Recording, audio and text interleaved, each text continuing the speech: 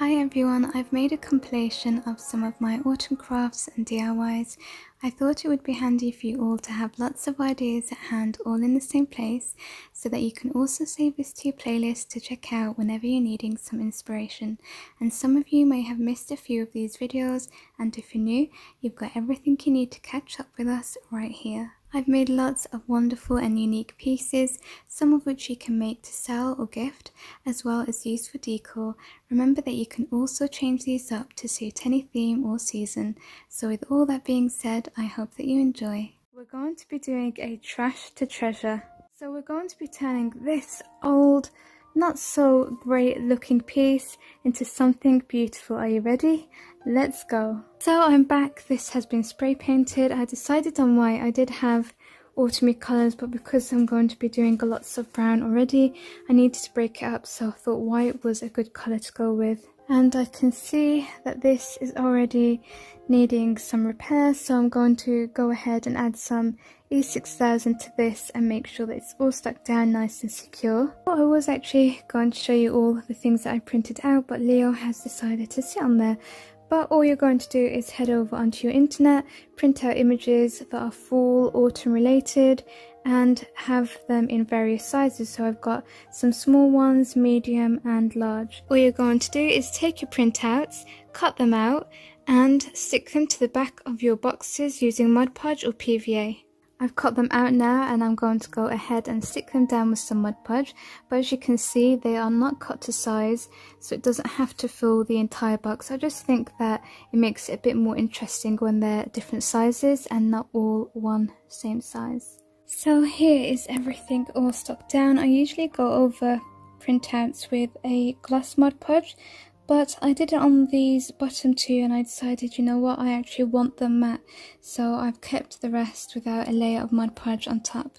So we're starting off with this bottom box here, and seeing as this is a trash to treasure video, I've taken some scrap burlap, and all you're going to do is cut this to size and hot glue it on the base of your wood. I've let mine drape down at the bottom there. I didn't cut it to the exact size, and I think that's just going to look really nice when it's hanging.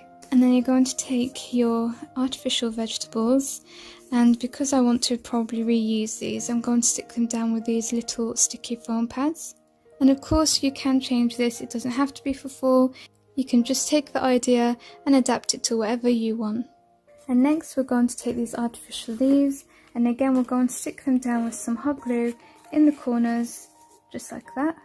I've used 3 different sizes and 3 different colours.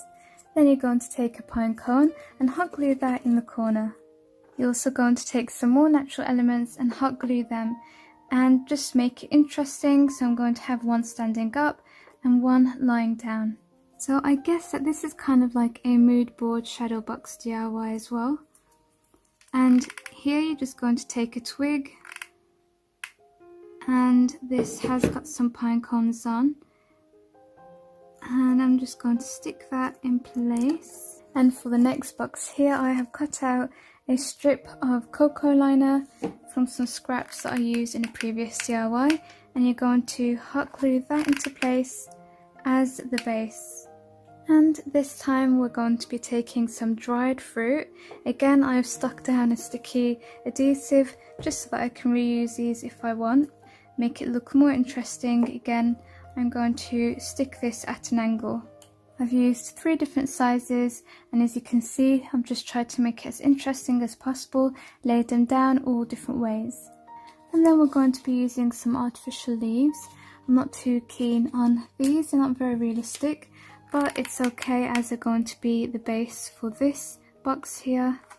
And then you're going to take some orange slices. I brought these, but you can make them. Again, I'm just trying to lay them out as interesting as possible, so I'm happy with that, and I'm going to go ahead and stick them down. I printed this earlier, so I'm going to stick it in the middle there, and we're going to make that pop and make it sort of 3D. To do that, you're going to take these sticky foam pads, and you can stick 2 or 3, however high you want it to pop out really. So I'm just going to remove that, see how it looks with one, but I might add several. Yep. So So I've added 3 there in total. And again, I have printed this out and I'm going to stick it down with a smaller sticky pad. And one should hopefully do for this. Stick that just here. And then you're going to take these little fat quarters from Poundland. We're going to cut it to the size of the base of the next box. And then you're going to cut some of these to size and stick them in with hot glue. And then we're taking more dried fruit. These are so cute and adorable. I'm going to stick them down with hot glue again, just giving them some variations in how they lie. And for this base here and this box, I'm going to be taking some different coloured moss. So I've got some in like an aubergine kind of colour and a lighter pink and a brown. So I'm just going to hot glue those in place at the bottom. I'm taking a different variation of burlap and I'm going to hot glue that again as a base. I'm making use of this. This was something that was going to be thrown as well, so I'm just taking out some of the elements and I'm going to be sticking them down on here instead. So I've got this and these, so I'm going to hot glue those.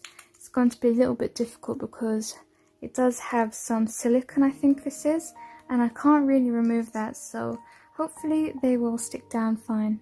I'm going to add these just to the back there. I found these in a park. It is part of a tree. Then you're taking some curly moss, and in the white colour is what I've chosen. You can get them in other colours as well, and I'm going to hot glue that just in the corner there. And I found this in our garden. It is obviously a twig, but it looks like a miniature tree, so I've got that and I'm just sticking that down in the corner as well. You're going to take some stones or pebbles and add hot glue, stick that down on the base as well. And I've got some smaller ones, so I'm just doing the same, adding hot glue, sticking that down. I've got a last one here. And gone ahead and added some more curly moss there and hot glued that in place. Adding one last stone just to the base over here. And for the final touch, we're going to be taking some autumn berries and hot gluing those as well. And for this part here, just to decorate the borders slightly, I'm taking this die cut that I brought because I have no idea how to make them myself yet anyway, and I'm just hot gluing that down. And I'm taking another die cut, hot gluing that in the corner as well. And I've also decided to do this on this corner with a really big die cut.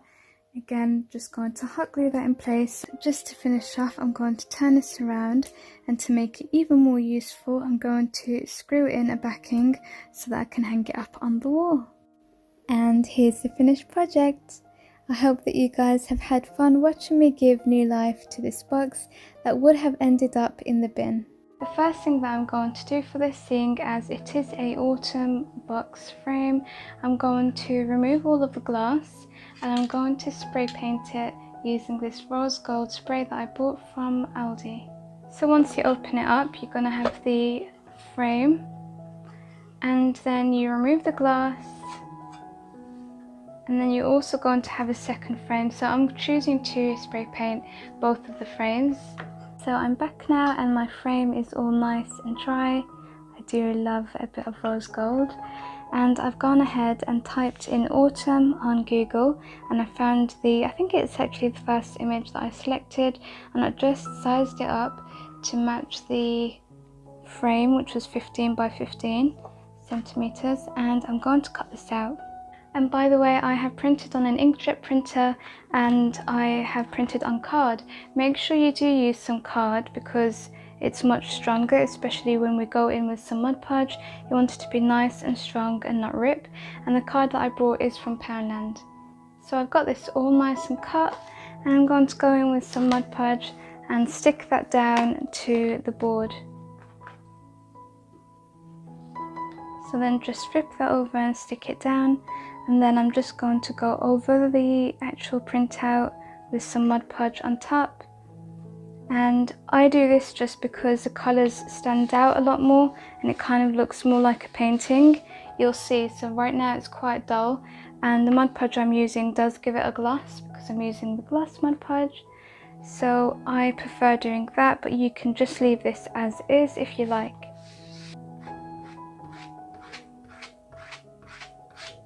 And while this is still wet, I'm just going to apply a small amount of glitter.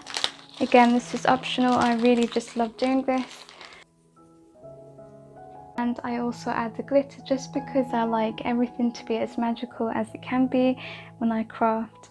And you can see what the Mod Podge has done now. It's given it a gloss, it's just brought it to life, all the colours just pop a little bit more, and it also gives it that effect like it's been hand painted. Now to give this some depth, I want to create some kind of layering, and to do that I have printed the exact same copy, and all I'm going to do is cut all along here, and I have just applied the Mod Podge as well as the glitter just to match this like I did earlier. And I've got these adorable autumn animals and sticker set. Because I don't like the white around it, I'm just going to cut that out. So I've cut that out and I've removed the backing. So Mr. Fox is going to go here. So I've decided to use these 3 animals and I've cut out all of the white. And because the hedgehog is pretty big in comparison to the fox, I'm going to place it nearer so that it seems in perspective. Even though this is a sticker, I'm not actually going to remove the backing because I don't need to. So if you don't have any stickers, you can just print these off Google really. And I'm using a small adhesive here just to give it some depth. So I'm placing that in the center. And then I'm going to place that on top. And I'm going to use a sticky pad on the rabbit as well. And I'm going to place that on top of the rabbit because he's going to hide here. Now to give our layer some stability, I'm taking a lollipop stick and applying some hot glue to that. Just turn it over. You can see now that's not flimsy anymore and you can work with it a bit better. So I'm turning my shadow box around and I'm going to put a line of hot glue in the middle, and that's where we're going to stick our second layer. And for the final touch, I'm taking this beautiful satin leaf trim and I'm going to cut off some of the leaves on there like this. I've also brought some of this sequins which I'm also going to use. So here's my handful of autumn things. I've also cut some berries off with some pliers. I'm going to place that in the front. Just try and slide it in.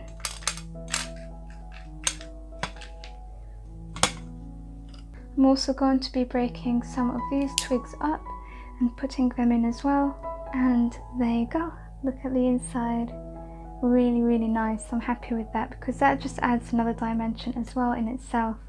So all we have to do now is turn it around and then take your backing and just pop that in and then secure it.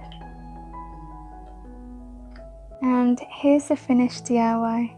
I think this DIY came out so cute. I love animals, I love nature, and this came together just beautifully. For this shadow box, I chose not to decorate the frame or the glass because I just didn't want it to look man-made. I sort of really want it to look like we are having a glimpse into a secret world in the forest. So first things first, take your teacup and hot glue that into place.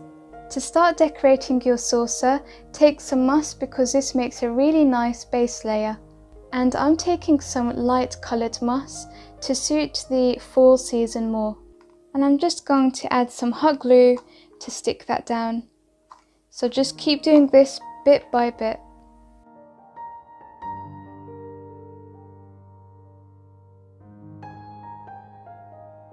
And now that you have your base layer, you can start decorating and adding elements like bark or pine cones, anything that you can find for free at your park or your garden.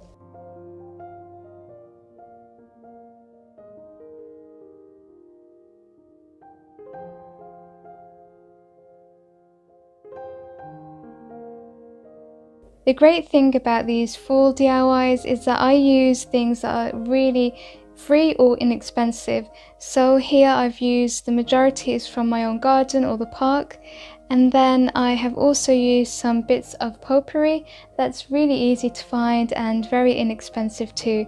And if you want to highlight or bring anything to life a little, you can take some paint like gold, orange, red, autumny colours and just add a bit of highlight.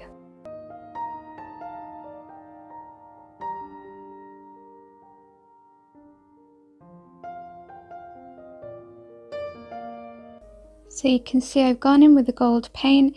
It is really fine detailing, but I just like paying attention to those smaller details.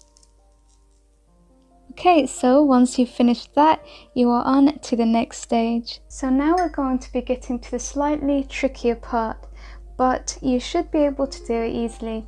Just bend your fork. If you need a bit of help, you can go ahead and use some pliers to bend it.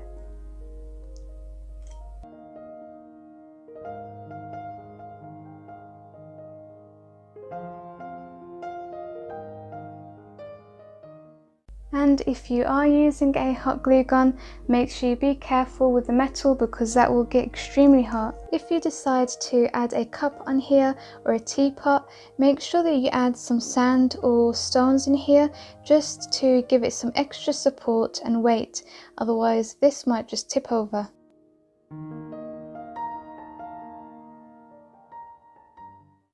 I've just gone ahead and added this on. It's a mini strainer that I found in a charity shop. I just thought it's super cute, it's rustic and it just looks nice.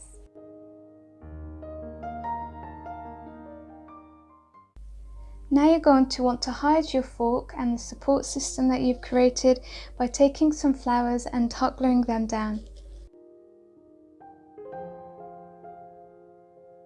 I'm trying to use colours that are more related to fall, and this is the best that I can do with what I've got. And I also just wanted to add that if you are using a cup or a teapot, make sure that you do use E6000 because hot glue probably won't be strong enough to hold.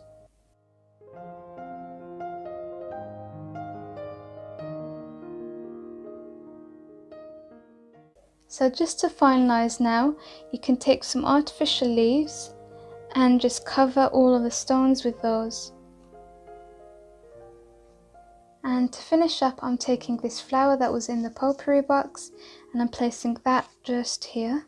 And then the last flower head I'm going to place just there.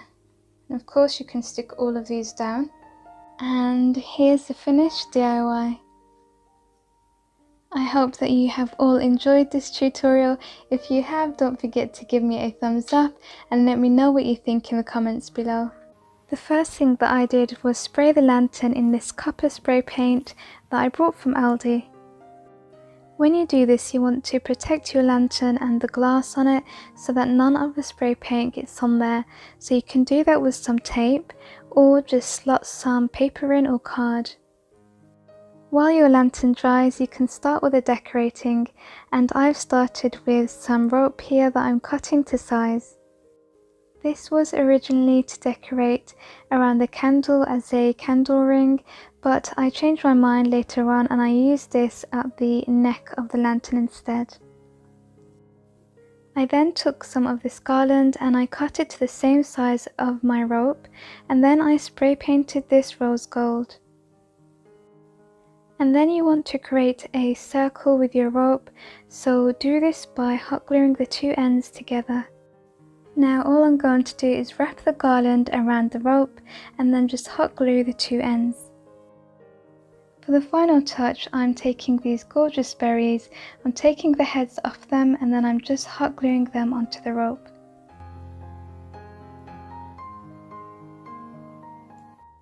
Then you want to head over to Google and just search leaf stencils or leaf silhouettes, and I think you need about 3 or 4 designs, but that's completely down to you. Then you just go on to copy the image and paste that into Word and then print it out.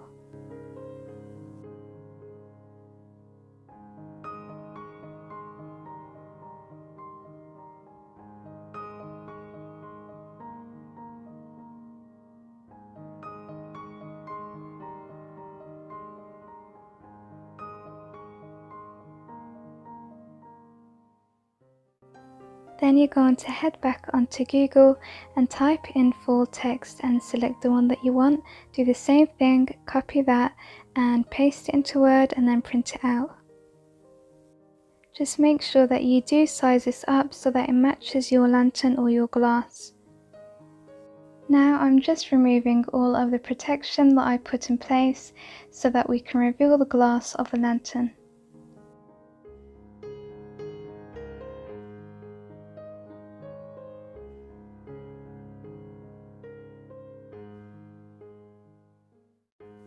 Next you're going to cut out your autumn text and then add some blue tack to that so that you can stick it to the glass of your lantern. Then just take your acrylic painter pen and trace over the lettering to get some perfect wording on your lantern.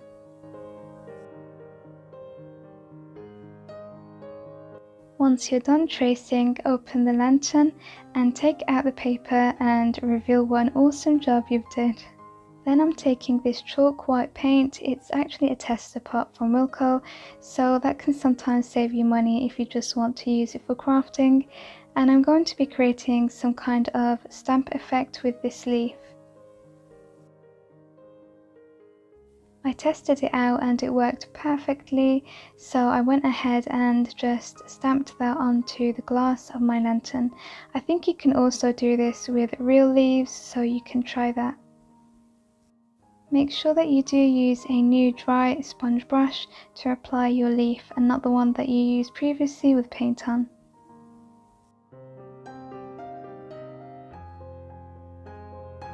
To add more detailing, you can go in with another layer of paint using a different colour. So that's what I've did for the bottom leaf on my lantern. I've gone in with some gold paint just to overlay the white. Now it's time to get those leaves that we printed earlier and cut them out. Once you've did that, we're going to attach the leaves onto the lantern just like we did earlier using blue tack. Then you're going to trace over these with some black permanent marker. Now if you feel brave enough, you can just draw these by hand, so you don't need to have templates like I did. You're going to repeat this process over all sides of your glass.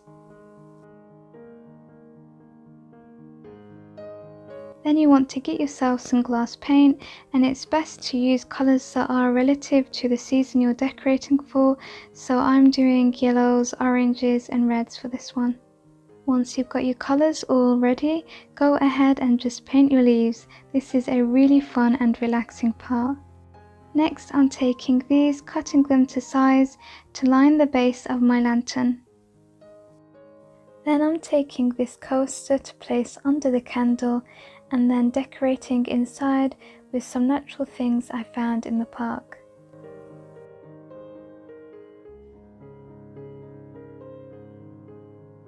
I felt like the candle was a bit too bare for me, so I took the scraps of my plant liner and just hot glued a strip of that in the centre of the candle.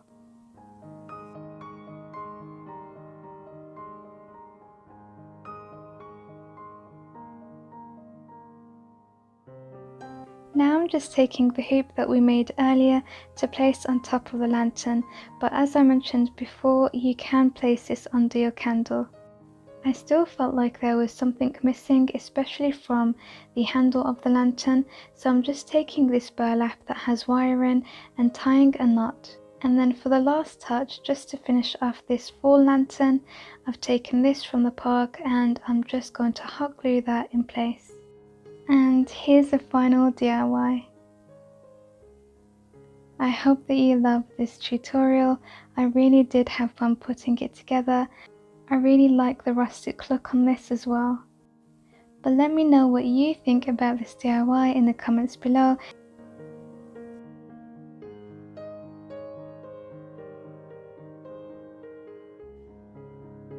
Okay, so excuse the mess. I like to sort of not limit myself when I'm creating. So I have an idea in my mind and I'm just going to play with that. Just go with the flow and see how it turns out. And I'm sure it's going to be beautiful if it does come out how I imagined. And I'm going to start off by hot gluing some moss on the base of the wreath. And because it's fall, I am choosing to use a lighter coloured moss. So it's not the typical one. This is from the pet shop and it's usually used for reptiles. So I'm just going to carry on gluing the Mustang with some hot glue up to about here and on this side as well. I'm back now after giving my wreath a beard, and we're going to start applying the florals, and I'm going to do that with hot glue, of course. So as it's fall, we're going to be working with fall colours. Of course, you can choose to use any colours for any seasons.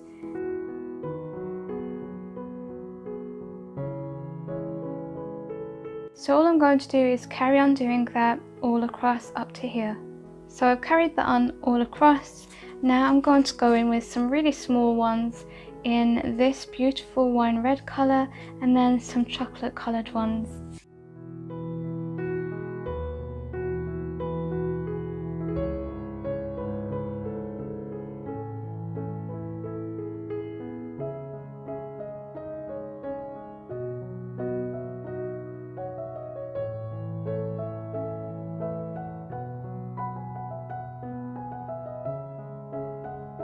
So this is what it looks at the moment, and I'm just going to tidy all of this up and come back for the final fun part that's going to really make this wreath stand out.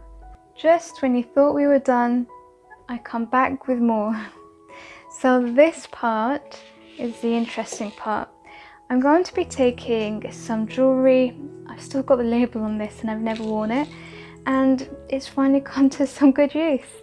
So I am using this. It's got some layering on, so it's got like 3 necklaces on. So if you've just got 1 or 2, you can also use that. And we're going to attach this on to our wreath. And how we're going to attach it to the wreath is that we're going to take some pliers and you're going to open these little small hoops and attach it to one of the twigs. And then once you've done that, you just want to close that little ring. And now for the final touch, I'm taking this gold leaf and I'm also going to use the pliers just to open that up so that I can attach it to the wreath.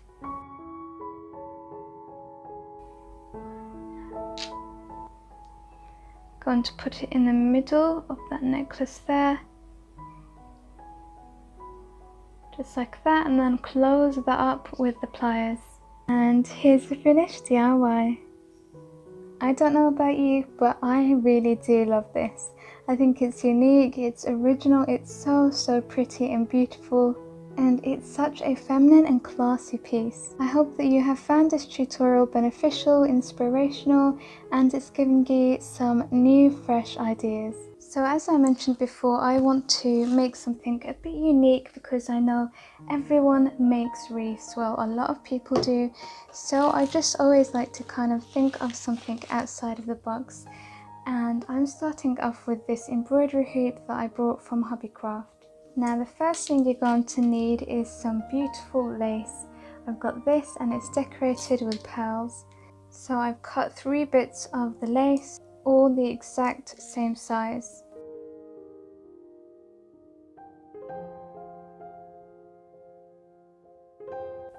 Just an important tip, if you are using an embroidery hoop and you have lace like this with pearls on, make sure that you do remove them just off here where you're sticking them down, because once you put the inner hoop in, it's going to be really difficult for it to sit on top of the pearls and it's not going to fit. So that's what I've done, I've just cut them off, here's the little bits, so that it can sit nicely, just like that. So with this wreath, I really want it to look like a dream catcher. I want it to look whimsical. So I am using this as well. I got this from a charity shop. An easier way to do this, to make sure it's all exact, is to actually put it through the first hoop and then place the second hoop on top. And I'm going to use one of these to even hook it on. So from this little hole here, I'm going to hook it on to the nail, and that way it can hang as well. I'm definitely happy with how it's coming along so far. I do think it looks like a dream catcher. So let's start actually putting the florals on now. So after several minutes, I've decided that I'm going to go in with the big flower head and in the kind of wine red colour, and that's just going to be the centre of all of the florals. Now I'm going to go in with these smaller purple flowers I got from DECOR, and I'm going to just hot glue those into place.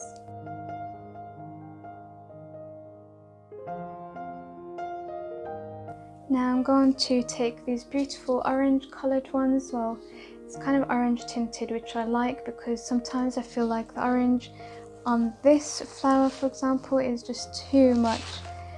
So I'm using the same bouquet from DECOR and I'm going to just hot glue those into place, and again matching on either side.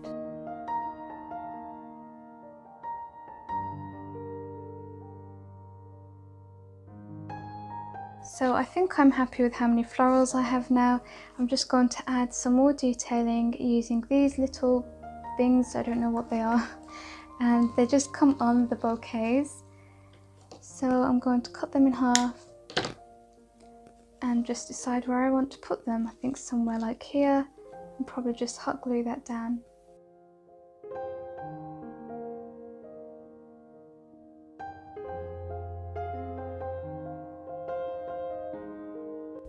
So we're on to the final step now.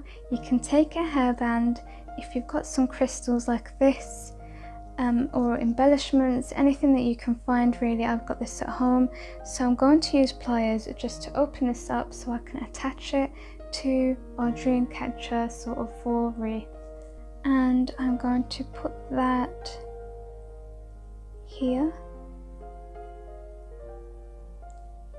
And then all I'm going to do is turn this around so that I can just close that up a little, otherwise it's just going to fall off. So I'm going to get my pliers, and here's the finished DIY. I am so pleased with how this one came out. I don't do wreaths much, but this is totally my style. I hope that you have enjoyed this tutorial, and I hope that I have brought you something unique and different. It's not the typical thing that you see, because I just love to teach you all something new. So I have got these items from the thrift store, this here and the hat, as well as this boot. I'm going to be giving them all a makeover, so all of these are going to be spray painted.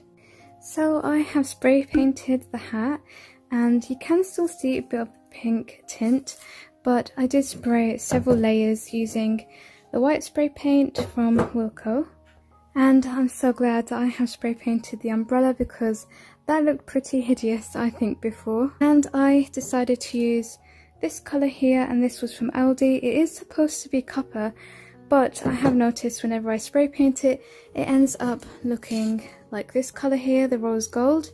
So I spray painted the boot rose gold, but it looks exactly the same colour as the umbrella, which is a bit unfortunate, but we're going to work with it. And I've removed the cling film and I'm happy with that. It's all silver, there's no paint on there, so that's good. This is too much of one colour for me, so I'm going to break it up by going in with some metallic acrylic paint, and on these roses here I've added a touch of colour there, and we're going to let this dry and move on to building our hat. So the first thing you're going to be doing is reinforcing the backing of your hat, because everything we're going to put in there has weight, so it's just going to flop. So we're going to be taking some cardboard and cutting it and hot gluing it to the back of the hat. And to line the hat I'm going to be taking some moss, and this is in a neutral colour, so it's not too bright. I think that's perfect for fall. And I'm also going to be using this to mimic some leaves that have fallen and flowers. So plug in your glue gun, because you're going to need that to stick everything down on the bottom of your hat. So I've glued my moss down like that, and now I'm going to be gluing some of this on top as well. I think this is really beautiful, it's quite realistic as well, so I'm happy with that. We're going to be capturing the essence of like a day in the park in fall in a hat. And you're going to want a background for your hat, so you can go onto Google and search up whatever you want. I've decided a rain background is going to be really nice, and I have printed this on some card. And the next thing you're going to do is place your hat down on your printout and draw along your hat. So you can see here I've got a light mark out just so that I know where to cut and to ensure that it fits in the hat. Once you've cut it out, you're going to want to place it inside at the back of your hat. I haven't added some glue to the back of the paper, it just fitted in my hat perfectly, but if you need to, you can go ahead and add some hot glue to the back or even just some Mod Podge or PVA. And I have placed my boot inside. I really do love the colouring. Again, I haven't stuck this down, it has just fitted in really nicely in the hat itself. I've also added a dried flower in there. Again, this hasn't been stuck down, it actually has some wire, so I just poked that through. And this is a dried fruit, it looks like a pumpkin. I have been using these in my DIYs and they've been so useful. And I'm going to stick this down here with some sticky foam, just so that I can reuse that if I want. So these come in handy as well. And I think the addition of this is just perfect. Sometimes it really is just a small detailing. This adds a dash of colour and just brings everything to life. The next thing I'm going to be doing is taking some string. I'm going to be using twine because it matches the colour scheme that I've got at the moment, as well as the fall theme. And I do need something to close this umbrella up because it does keep opening, and also to add some interest because this is one solid colour. I've got these golden leaf embellishments and I think this one here is perfect. I'm going to slip it through on the string here. So now I'm going to take my umbrella, turn it around, and I'm going to be using these sticky pads again. They are strong enough to hold it in place, and it's also temporary, so if I wanted to remove it I can do that. Now that's stuck down, and let's move on to the next part. I am feeling like this boot is a bit lonely. It needs something on the inside, and I think I have chosen this. I think this is going to be perfect in there. And again, there is no need to stick this down. I'm going to just be cutting off the heads and then placing them inside. Doesn't that look way better? It isn't much, but it certainly adds to it. And next we're going to be taking some colourful leaves. This is a pack of yellow, red and green, so I'm going to be sticking them down on the side of the hat with some hot glue. I have found this in my craft drawer and I have no idea where it's from, but it's a gold artificial plant or leaves, and I'm going to stick this behind here just to make it more interesting. And this here is my secret weapon. This is the final element of the hat that's just going to bring everything together. This is a cloud that I got for 50p from Poundland. It was on sale, and I have put the battery in so it turns on. Look at that, so cute, right? Got my Sharpie pens here and they are brand new, and I have two colours here that are going to be perfect for this hat. And all I'm going to do with the Sharpie pens is write on top of my cloud, maybe Hello Autumn in a fancy font. I went onto Google and I typed in autumn vibes. I got the text I was happy with. I have just freehanded this with some pencil. Let's hope that it comes out well when I go in with the Sharpie. And I've chosen to use gold for this. And so this is how it looks when it's turned on. I think that's pretty cool. Because I need access to the battery pack at the back, I'm going to need to stick this on somehow to the hat so that I can get it on and off easily. So again, I'm going to be using these sticky pads. You can also use Velcro. I'm going to be taking some of this clear string. It's usually used for jewellery making, so it has some elasticity to it and stretch. And we're going to be using it to mimic rain and water, so I'm going to stick some strips down from the top to the bottom of the hat. I'm adding a dot of hot glue on the strings and then just sticking them on like that. I've also stuck down the string to the bottom of the hat with a small amount of hot glue.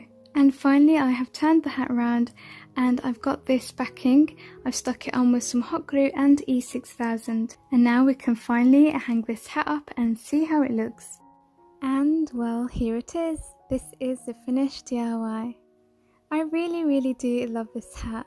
It's just magical, it's beautiful, it reminds me of Mary Poppins a little bit as well, and I love the colours and all of the natural elements and just how everything has come together as one. And if you don't know it by now, I like to make everything as unique and magical as possible. So if you want a bit of that in your life, make sure that you do click that subscribe button and join me on my channel. So I'm starting off with this wreath. This is a 8-inch wreath. So you're going to get your glue gun ready. I'm just going to remove a label. The first thing I'm going to be using is this fox wooden embellishment, and I'm going to colour it in using my orange acrylic painter pen.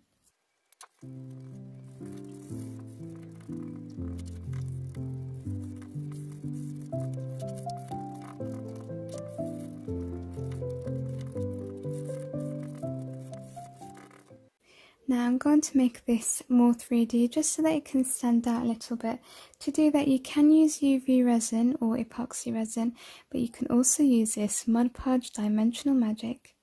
So all you do is place it all over your object and let it dry. And this is really good for making necklaces, for example, if you take a wooden embellishment like this, or pins.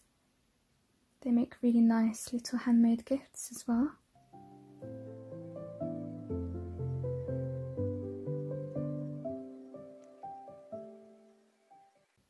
It says on the back here that you should let it dry for 3 hours, but I think this is quite small, so it probably won't need that long. I'm going to leave the fox to dry and carry on working on the wreath. I've got this little bit of artificial plant here.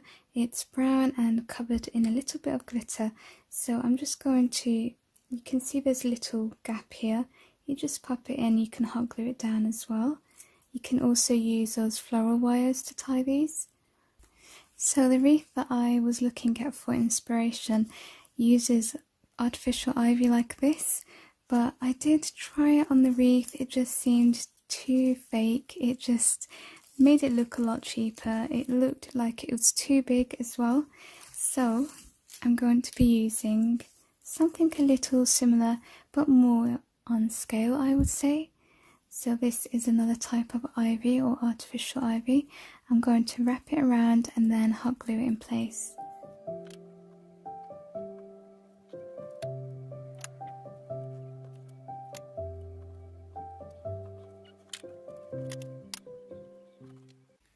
I am going to use some stars and a moon. From this I got last year for Halloween. I've just gone and cut some wire using my pliers. What I'm going to do is just get that through to the center of the moon, and then all I'm going to do is pop that through the top, and again I'm going to use hot glue for that. Now we're going to glue the stars down. We don't need wire for this, we're just going to add the hot glue and stick it to the side of the wreath. I've got this pack of owl embellishments or wooden toppers. I'm going to use one of those because this is kind of like woodland inspired and fall autumn. So when you turn it around, it already has one of these little sticky foam pads. So I'm just going to apply hot glue to it because it isn't really as sticky as I'd like it to be.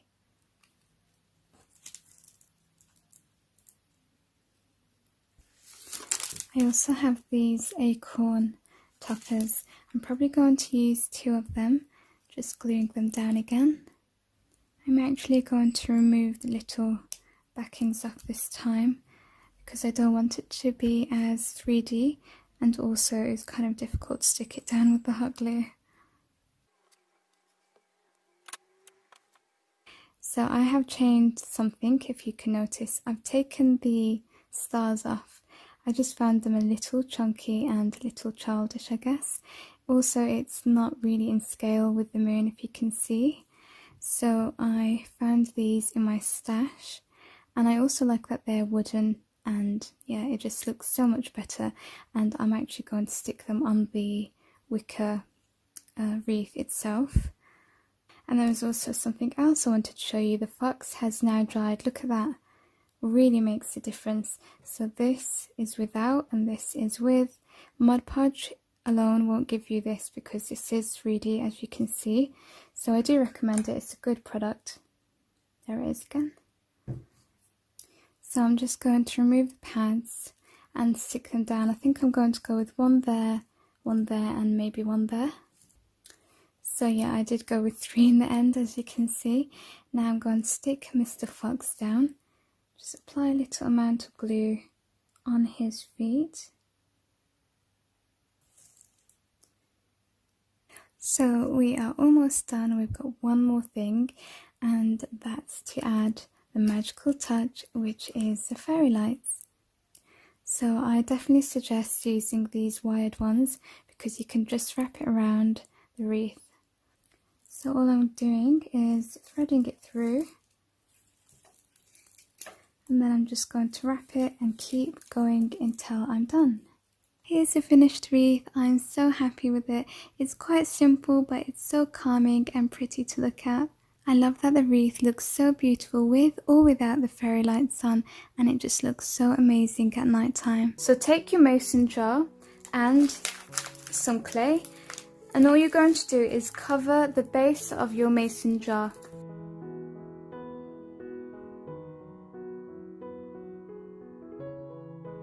So I have filled my jar with clay, and just to smooth it out, you can take some water and even out the surface and just get rid of all of those cracks. And once you put your clay in, you might get some smudges on your jar, so this is the time to take a nice wet wipe and make sure everything is clean inside. Next, you're going to take some Mod Podge, as well as this turf, and I got this from Javis. I got it from eBay though, and this is the shade that I've got, but it doesn't matter what the shade is because we're going to paint over it. Especially for this piece, as I mentioned, I'm going to be using full colours, so I will be painting over this, but you can choose to leave it green. I'm using one of these sponges just to put a layer of Mod Podge on our clay. And now I'm going to take my wet wipe again, just to get rid of all of the glue that's come up on the side. I'm opening up my packet, and all we're going to do is sprinkle it all over the glue, just to cover the entire base. By the way, this stuff really isn't expensive, and a little goes a long way, so it really does last quite a long time. And it just comes in really handy for lots of miniature scenery and things like that, so this is definitely a product that I recommend. So these are the colours that I'm going to be using to paint the grass, just again to make it more autumny. So again, I'm going to be using this sponge brush, and you're going to take a small amount of paint, just put that on there like that, and go ahead and just stamp some colour onto the grass. So I'm just going to keep doing that, give it a mix of autumny colours using the paint and the sponge brush, and then just lightly dabbing that all over the grass just to give it a mix of colours, and it makes it look really beautiful. And this is also a tip of mine, because these come in different colours, so if you want to save some money, you just need to buy one pack, and then you can add paint to it like this using the dabbing motion of this sponge brush, and that way you can get any colour that you want without having to pay for more. So you can see it's looking quite realistic now, and that's really the effect that you want to go for. And to create your miniature trees, you're going to need 2 things. The first being a cocoa liner, and the second being a twig. So of course this is way too long. I'm going to just snap this where I need. I think this is the length that I'm going to go for. So you're going to cut several pieces from this cocoa liner, and make sure that you have them in various sizes as well. So we're going to start off with bigger pieces, and then as we go up the tree, you're going to get them smaller in size. So I'm starting with the biggest piece here, and what you're going to do is peel away so that you create a layer from your cocoa liner.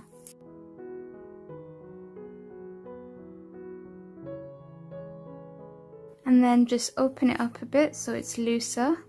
So you're going to end up with something like this. And if you want to add colour to your tree, you can just take a sponge brush again and dab whatever colour you want on here. You're going to take your twig and apply some hot glue. And then take your biggest liner and just put that down all the way where the hot glue is. I know it doesn't look like anything at the moment, but I promise you it will look more like a tree when we finish. So again, I'm going to take some hot glue, just put that all around the twig. Take another one of my liners, put it down all the way. And so you're just going to keep doing that. Apply a bit of hot glue, take a liner, and of course it's going to get smaller as you go along. So I'm taking a bigger piece there. Just stick it where the hot glue is. So you can see it really is starting to look like a tree. Now you've just got one final step. You're going to neaten all of this up, so just give it a trim. And don't worry if it's not too tidy, because it is a tree after all, so the more natural the better. And there you go, isn't that amazing? You've made a miniature tree just from a twig and a coconut liner. So if you have enjoyed this tip of mine, make sure that you do share this video with others, give it a like, and make sure that you are subscribed for more content like this. And now I'm going to be showing you another tip of mine on how to create artificial water for a miniature world in a jar. So I'm taking this stick here, and all you're going to do is create a groove in your clay. So just like this, you're going to have made some space for your water feature. And this here is what we're going to be using as our secret water. This is really cheap. I actually got this from Poundland, and you can find these sort of products in the dollar stores. So of course you're going to want a blue hair gel, but all you're going to do is squeeze the blue hair gel inside this area here, or the area that you've created for your water. So this is how it looks at the moment, and you're going to just neaten that out with the stick that you used before. Now you're going to take your little miniature figurines, anything that you've got, or you can buy these that I've got. They are really cheap, I get them from China. And we're going to hot glue this little guy onto the bench. And then we're going to take him and place him wherever you like, and just push it into the clay so that it's nice and stable. And finally take your tree and place that wherever you like. Again, just push into the clay. And then just close your jar, and you've got yourself a miniature world in a jar. And here's the finished DIY. I hope that you have enjoyed learning from this tutorial, and now you know how to make your very own miniature scene, including artificial grass, artificial water, and a miniature tree. So I'm going to be reusing an old frame here, so this is a wonderful idea. If you've got some old frames or canvases lying around, you can turn them into something beautiful. And I'm also going to be using this burlap just to cover it. And you know what's funny? I thought that I had nothing for this challenge, but once you start looking around your home, you'd be surprised what you can find. So all I'm going to really do is just fold the burlap all over the frame. I'm going to show you how easy it is just to take a few things around your house already, bring it together to create a beautiful centerpiece and tell a story in your home. So first up, I'm taking this book. It looks really vintage and old, and I'm just going to place that in the corner of the canvas.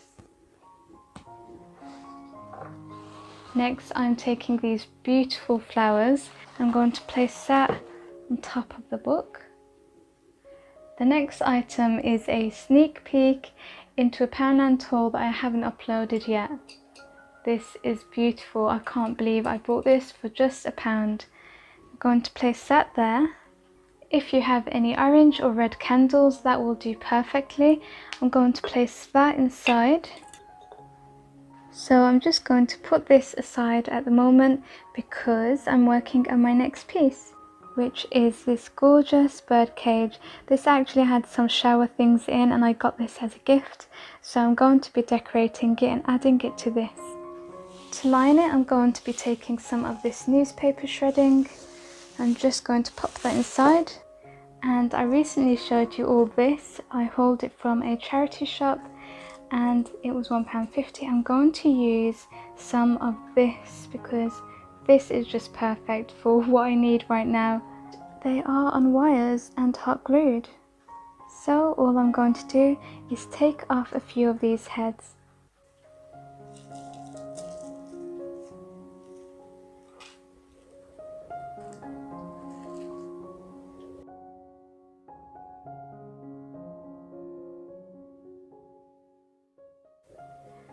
I'm taking this white small pumpkin and I'm going to just place that in the center.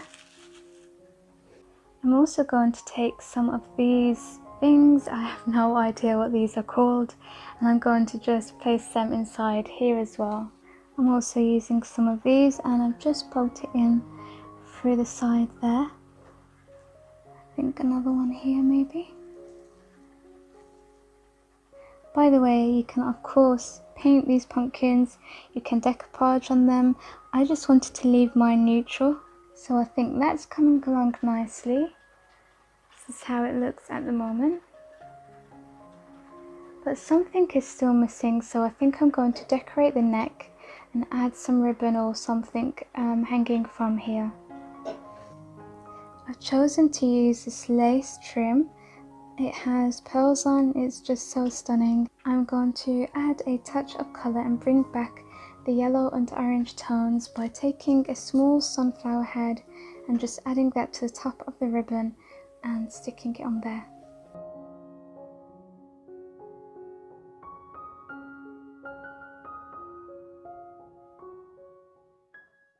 So that's all done.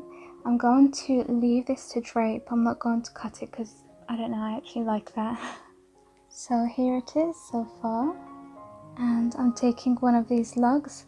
It's been treated and cut out so that you can put some tea lights in, and I'm going to place that just here. And I've got a small gap here, so I want to fill that up, but not with something that will take much attention, so I thought of this, and I have to say it actually looks perfect there. I'm taking 3 of these candles that I bought from IKEA in different shades, and I'm going to place them inside the wood lug.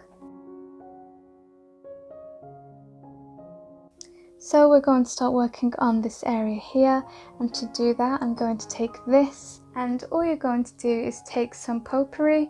I've got a mix of different colours, so I've got some in the reds and some in neutrals, browns, and I've also got some in yellow.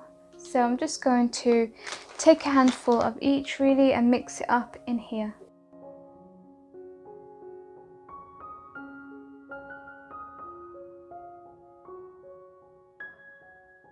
The best thing about autumn crafts and DIYs is that you can just take a bunch of natural things and make it look amazing. So I'm taking these pine cones that I found in the park and I'm just filling in any empty spaces because it's simple and just does the job. And on this far corner here, I'm going to just lie that one down, and I've got a really long one, so that fits perfectly. And now on to the final touch, and I think that these artificial leaves are exactly what I'm looking for. What's fun about creating beautiful displays like this is that there is no right or wrong. Just go with the flow, go with what you think looks right, and I'm sure they will turn out just beautiful. And there's the finished piece. I love this, I really do. I just feel like I've got the balance right on this one. I really love all of the natural aspects and elements. It just feels so cozy and warm and really welcoming. Alright, so I'm starting off with this wood lug piece that I got from the park, and then I'm going to be using this. It is a wooden tea light holder, but what I'm going to do is turn it around and I'm going to use it as a tree trunk. So I'm just going to place that there in the center, and you can of course glue these down. The next thing I'm going to be using is this fox figurine ornament, and I got this from Poundland. So this is going to be the main focus, and then the rest is just going to be really easy. I'm just going to decorate it with lots of natural goodies that I've got from the park. I've got some flowers, some pine cones, some leaves. So I'm going to place the fox just beside the tree trunk, and I've got my hot glue on, ready to stick everything down. I'm going to start with some moss all around the base.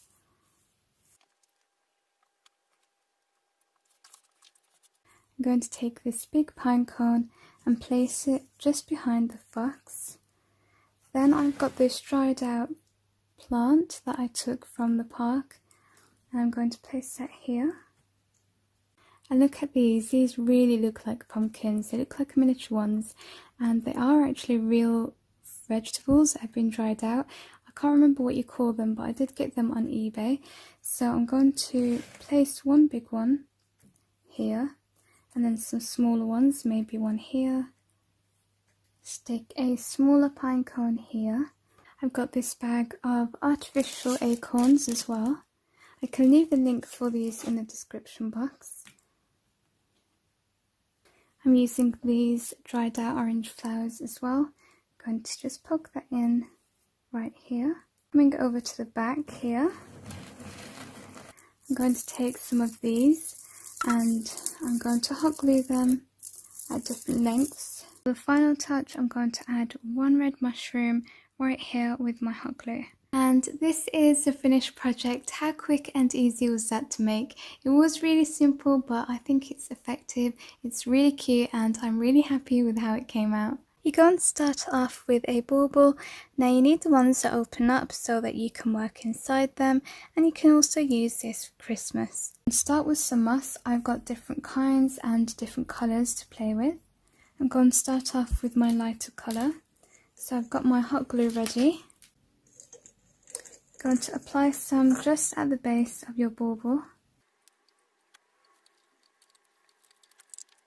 I'm going to add a touch of colour with some other coloured moss. I think that's really autumny. So now I'm going to move on to my plants. I've got some real dried out flowers here. Got them from my garden. Look how beautiful they are. So we're going to trim these to size, and I'm going to have longer ones at the back, shorter ones at the front.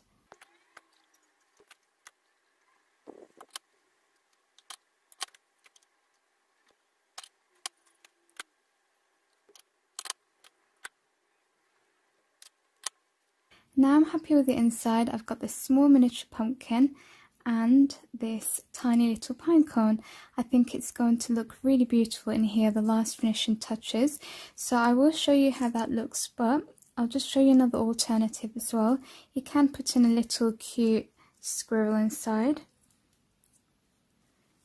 You can do the same for a fox or anything that you think is kind of autumny.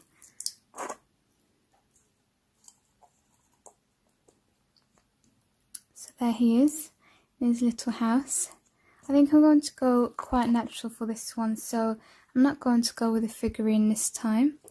But I do like that you can change it up. If I get bored, I'll probably do that.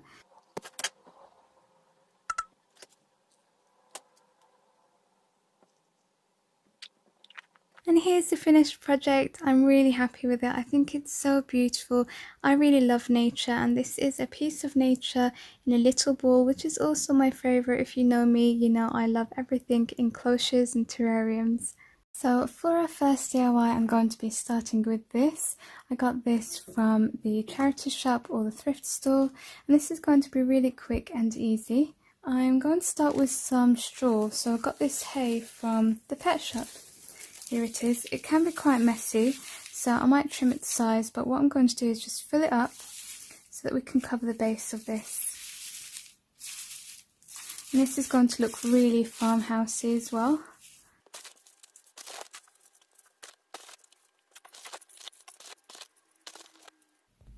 So now we're going to tidy this up. I'm going to trim it to size just so that it doesn't kind of overflow on the edges here.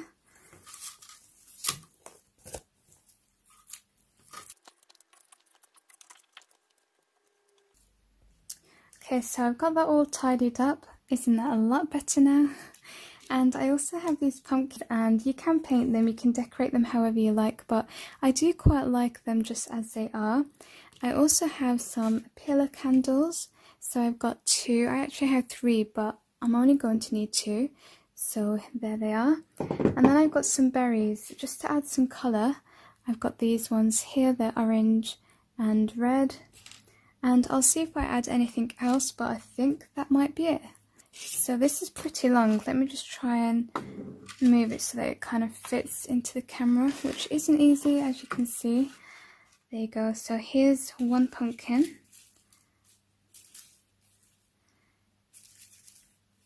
And then just shift this along a little.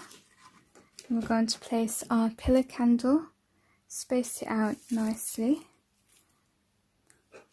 And then our next pumpkin. And then again, lastly, your candle. So here's our berries going in now. You can just hide this wire part in the straw.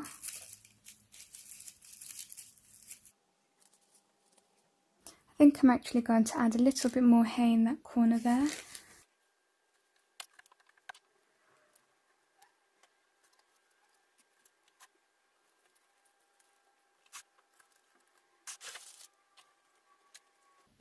So I've just been playing off camera, and I decided I'm going to use some of this. I'm going to cut it to size, just small pieces like this, and then I am adding it just in between the pumpkin and the candle. So one here, one there, and then one last one here.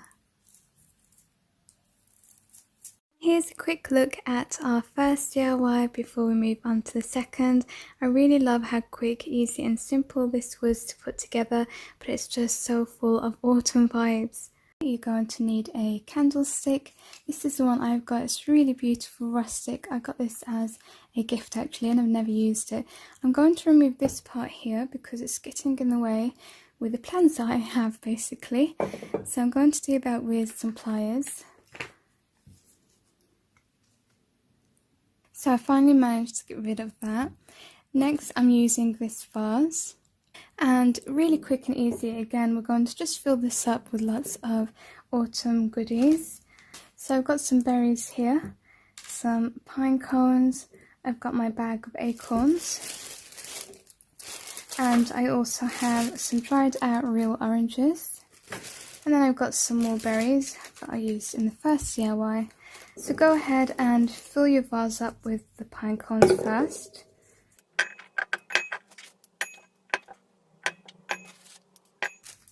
Then you're going to take your orange slice and stick it on the side so that it can be seen quite nicely.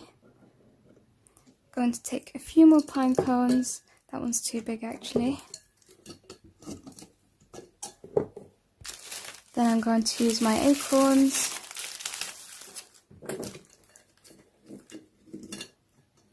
Grab your berries and place them inside as well. I'm placing one last orange slice inside, and then I'm taking my final pine cone. This was actually from a wreath, you can see some glitter there, and I'm just trying to play around with lots of different types. So you've got bigger ones, you've got spaced out ones. This one is quite light in colour as well. So I'm placing that there. And then finally we're going to add some more berries. This time this has more colour in. We've got 2 variations, orange and red.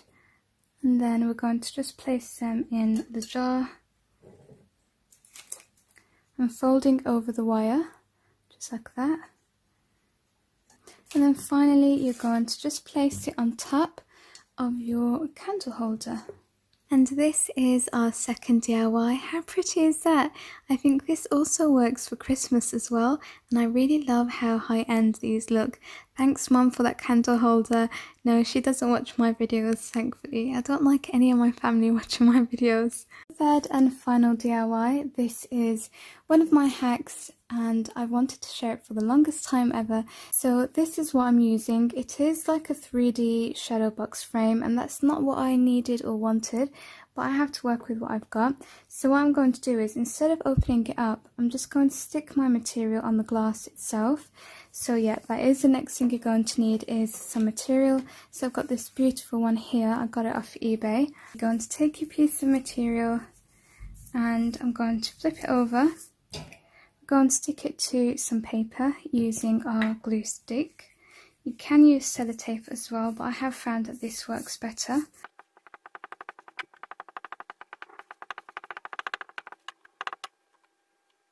Make sure that it's really nice and taut.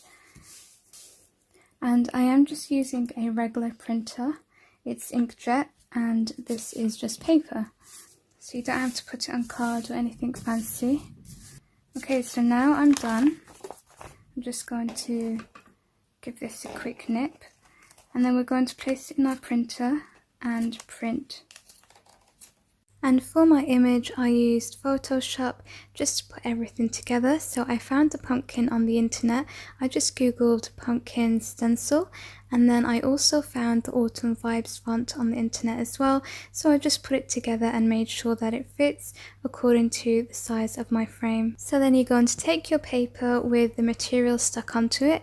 You're going to insert it into your paper tray for the printer and then slot that back in. Make sure that you have got the paper the right way around so that it prints onto the material and not the other side of the paper. And here goes. And here it is, all printed out. I'm so happy. Doesn't that look so good? It looks really high end and it was so inexpensive to make just with your home printer. So what I'm going to do now is just cut its size so that it can fit my frame.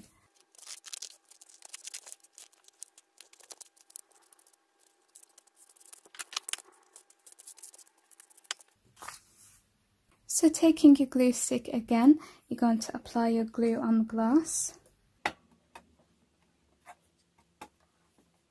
I was actually going to peel it away from the paper, but I don't think there is a need, so I just cut it out with it and I'm going to stick it on with it as well.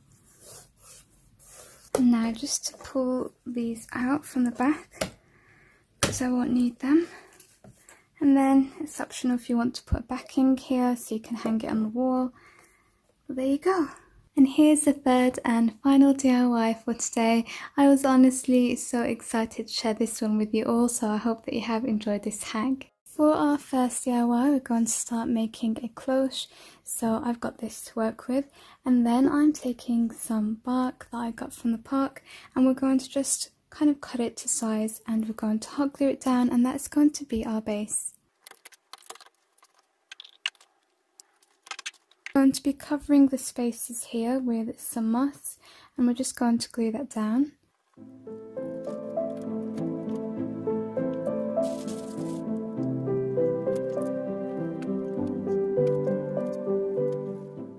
We're going to start sticking down our dried flowers now.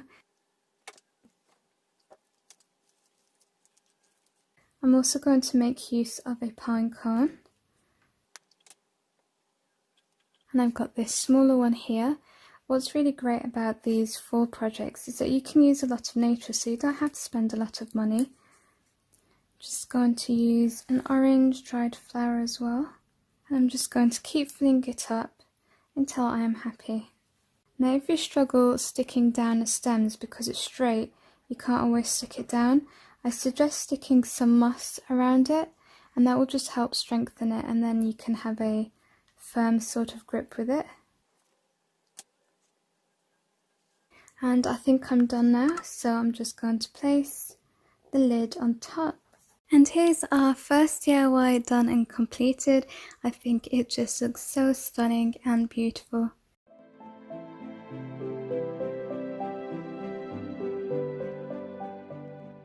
For the next DIY, I am using this little terrarium. Just need to remove the label. And you're going to begin by taking some material. I've got this scrap piece here that I thankfully saved because now it's come in handy. And I have my stamp set here. We're going to stamp in fall or autumn. I also have this little plant that I'm going to use as well.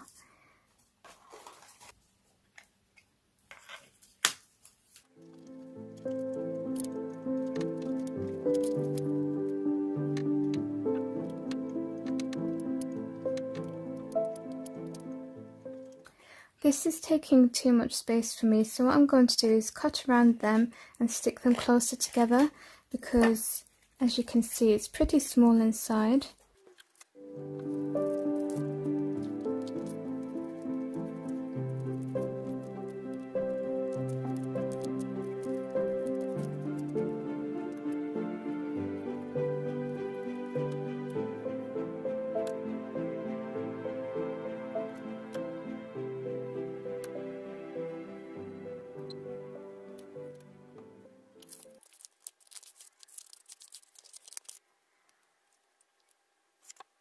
Next you're going to take a toothpick and you're going to apply your glue and take your stamped lettering,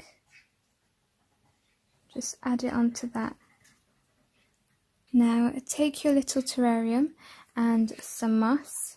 I've got two colours here, some brown and green. I feel like this colour looks more like fall. Now I'm just going to cut my toothpick to size, it's a little too big at the moment.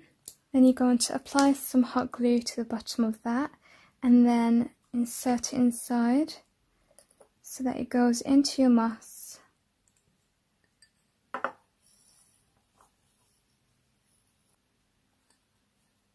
For the finishing touch, I'm taking my squirrel figurine, super cute, and I'm placing it inside.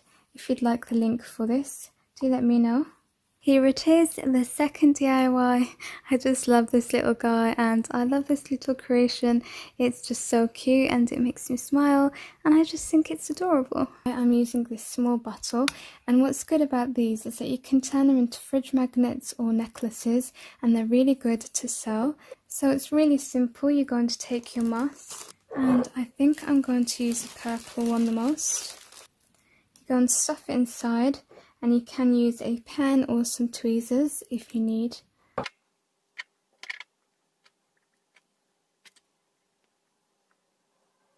And then I'm going to take this orange mushroom, I'm going to remove the wire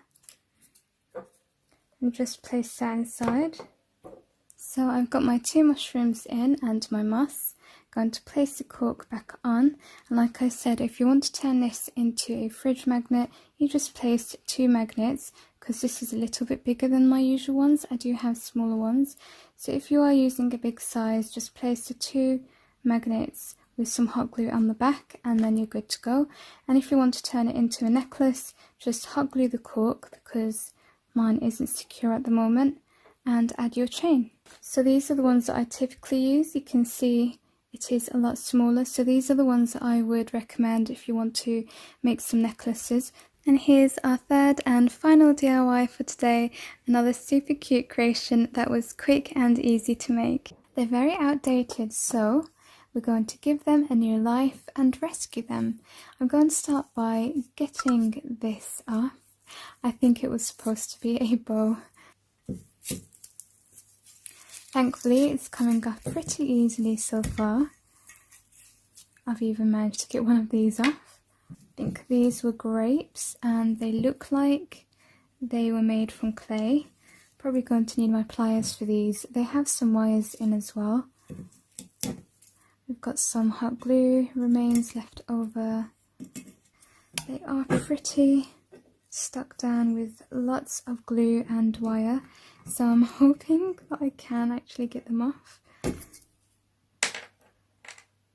That was easy. Okay, we're going to make a lot of mess here, guys. This one's being a bit stubborn. We can do it. Oh, goodness. Hope I don't break anything. Okay.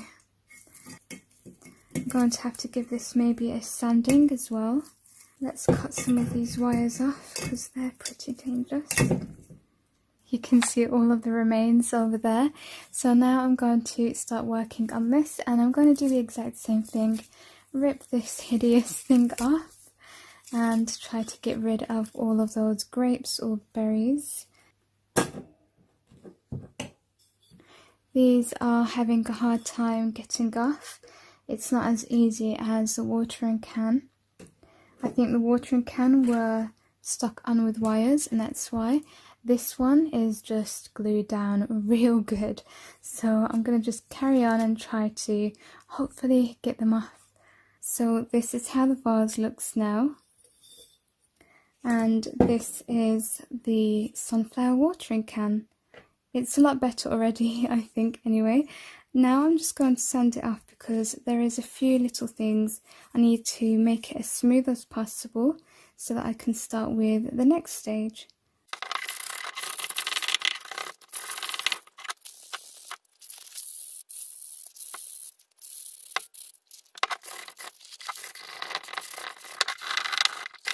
So I'm finally done with sanding it. I think I did a good job. There was lots of goo here left from the glue. That was pretty hard to get off, but I did manage in the end. And this is the vase. So because of the style that this is, I was debating on what kind of paint goes with it, and I think a shiny or a matte version doesn't work that well. I thought that a chalk paint would do, so I didn't have any and I had to go out and grab some. Unfortunately, I couldn't find the spray paint version, so I had to get a tub, so I'm going to have to hand paint this. You can actually make your own chalk paint using acrylic paint and then some baby powder. Okay, so I'm just going to open this up and we're going to get started with the painting.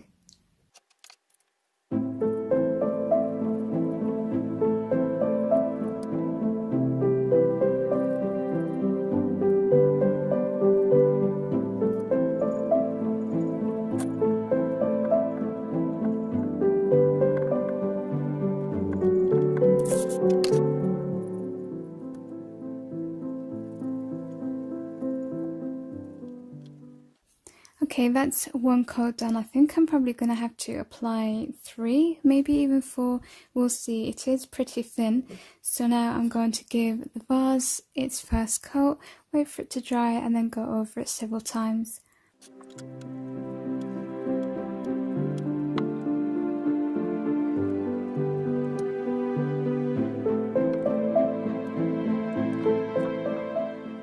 Okay, so I needed 4 layers of paint in total. You do need quite a lot of patience, I think, to wait for them to dry, but here it is. I am really happy with it. And I was thinking about what I wanted to do. I was debating between painting the flowers, so with acrylic paint, or this idea which I have decided to settle with, which is just sanding it, so that it's kind of got more depth to it and some character, and I just kind of wanted a vintage look.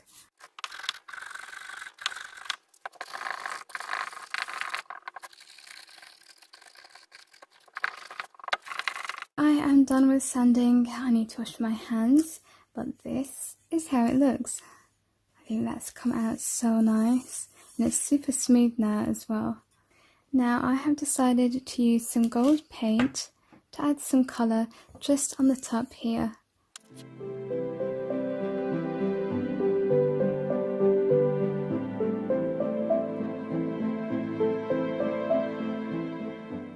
Now I've finished painting the whole rim. I'm going to paint this bottom one as well. I just felt like it needed some more colour.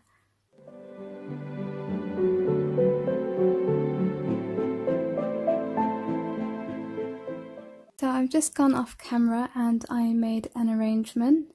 So because it's kind of like fall, I decided to go with some orange and yellow and red colours.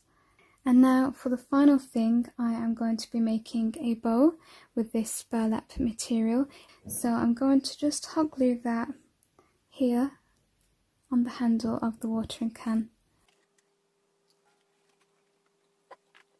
And here's the first DIY completed. It took me a very long time, I'm not gonna lie, but I am so proud of it. I really love how bright and uplifting it is, and it's just a reminder for me that even though this is a full home decor piece, you can use colour, you don't always have to stick with brown.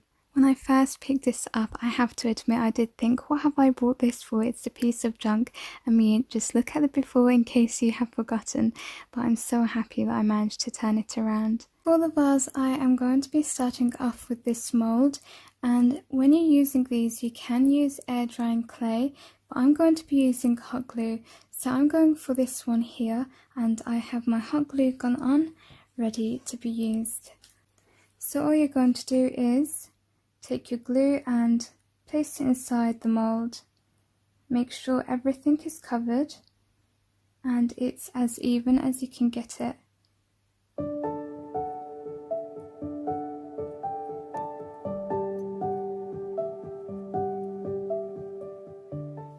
Once you're done, you're going to let it dry just for about 2 minutes before we take it out, and then I'm going to be painting it gold to match the watering can. I think it's ready now, so this is a really satisfying part, and it comes out so easily, so you don't have to worry about it. Look at how easy that is. And there you go, really easy, right? And if you need to, you can just go and tidy it up, being really careful, just cut around any excess hot glue. So now we're going to paint it. Just going to place it on top of the same paper. Look at how magical that is. And there's so many possibilities when you're using these molds. It just adds something really magical to your projects without having to do much at all. And you'd never be able to guess that it's actually hot glue that we've used. That's what I love about this.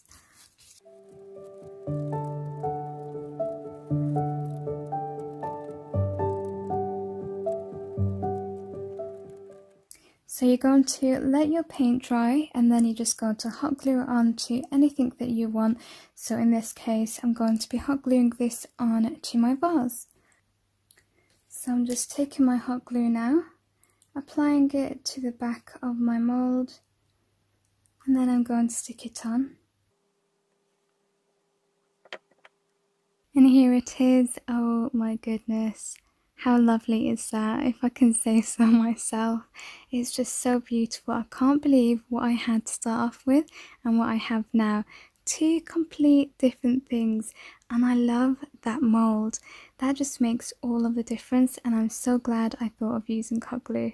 This is a box that came with something I can't remember now, because I have had this in my craft room for a while, so I thought this is the perfect opportunity to use it, and I did have an idea come to me right away.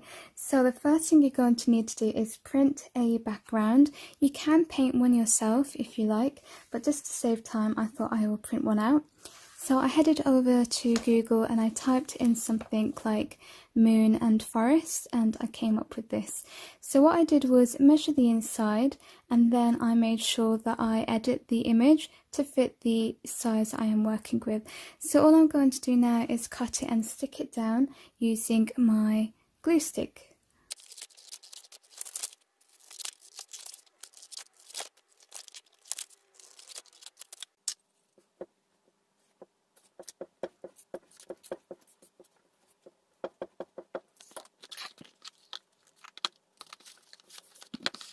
I brought this for my fall crafts, and what I'm going to do is cut it to fit the bottom of my box. So let me just bring that back.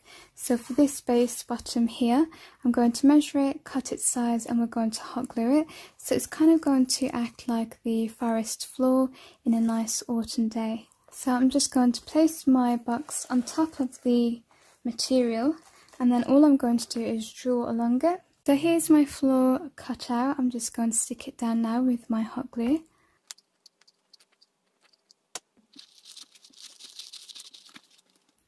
Now I'm going to start adding in some sticks. I'm just going to remove this part here so I've got it all straight, and I'm going to cut several just the size of the box.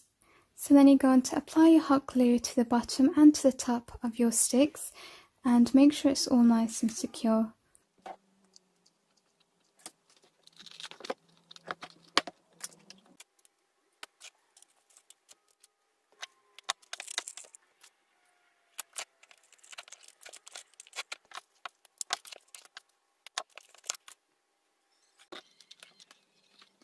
So I've got some dried out flowers here which I'm going to use. I'm going to cut a few and stick them down with my hot glue so it kind of acts like shrubs. So there they are, you can see it really adds to it. I've also added a little branch on the floor. I just thought it makes it look more realistic and just adds depth.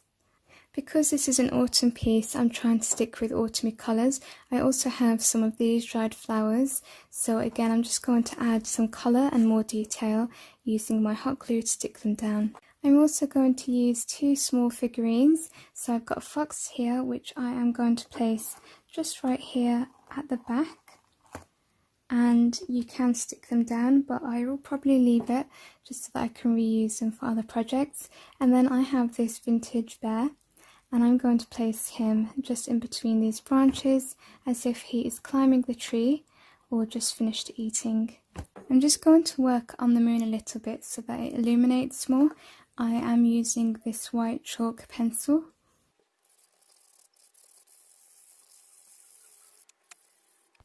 I'm also going to add to the stars using my acrylic painter just so that they stand out.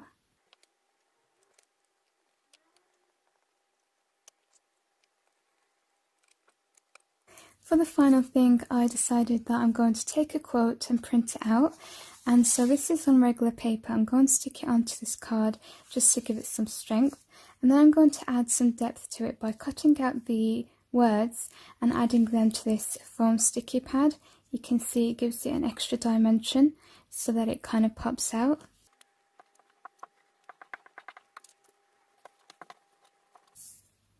And you might be wondering why I have the same thing in different sizes. That's just so that I can see what's best to work with. Sometimes I need something a lot bigger and I have to go and reprint it. So I thought this time, just to save me some time, I will just print different variations and see what works. So I'm going to go with a bigger size here, and I'm not going to go with a whole quote because it's too big and too much, so I'm going to cut it from Listen to the Magic Whispers of Old Trees.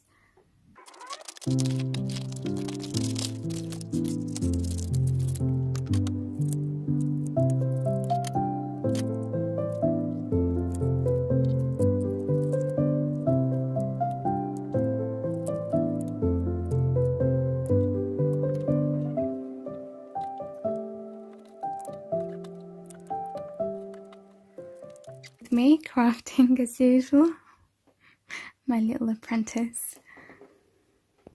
Okay, so all of my words are ready with the little foam pads. So now I'm just going to peel them off and arrange them on my box. You don't really need to hot glue them down because they are sticky, but if you want them to be just extra secure, then you can just add some hot glue to the back as well.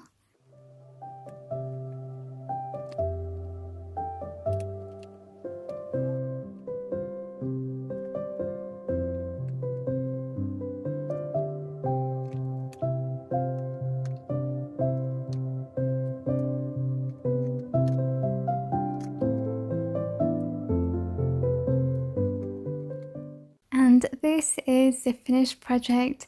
I think it's actually more magical than I imagined in my mind, which is always a great thing. I absolutely love this and I hope you do too. I think it's a great gift, a great decor piece, or even something that you can make to sell. And what's even better is that we made this from absolute trash and nature, so it's super inexpensive. To make your lantern, you're going to start off with a base.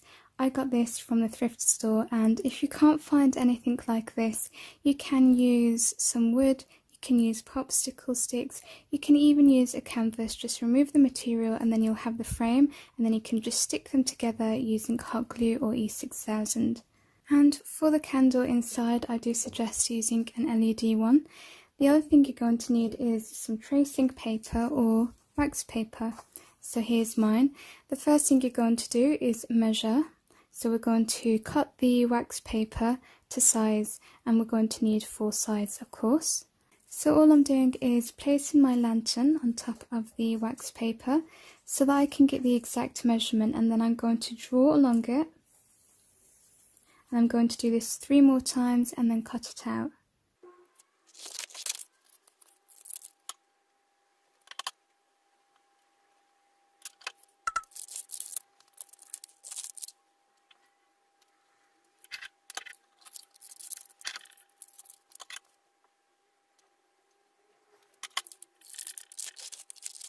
Once you have all 4 cut out, you're going to do the exact same thing on this adhesive roll. I don't know what else you call it, I've completely forgotten, but we used to cover our books with this for school when we were younger. So I'm going to place my wax paper or tracing paper on top of the adhesive roll, and then I'm going to measure it and cut it out, and we're going to do the same thing, repeat it 3 times.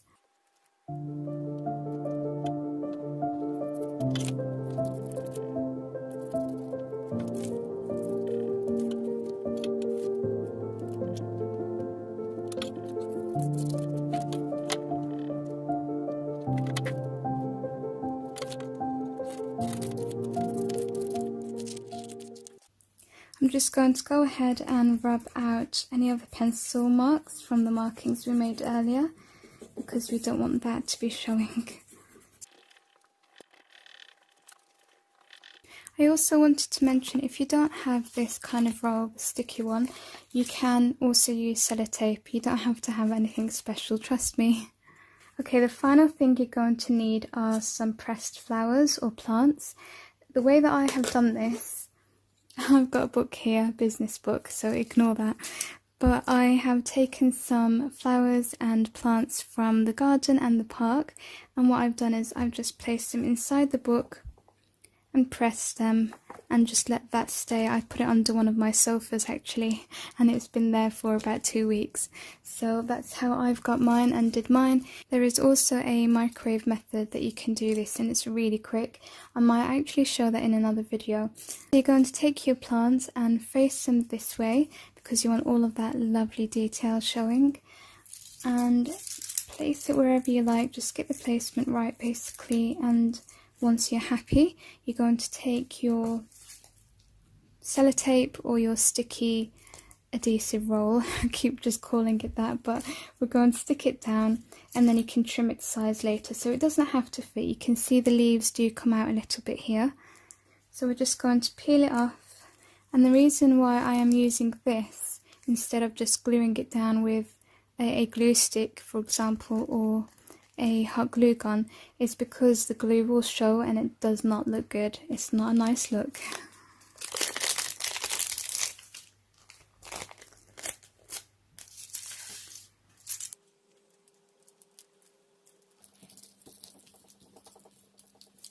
Okay, and now I'm just going to cut it off and trim all of these.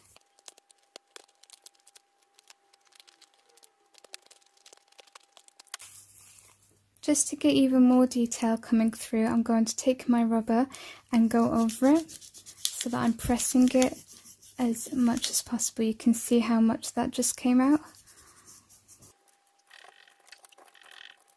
I think these look gorgeous just as they are, honestly. You can hang them up on the window.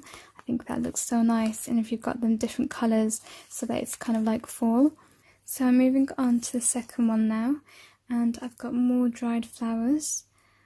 So I'm going to just arrange them and then do the same thing, take my sticky adhesive roll and stick it on top.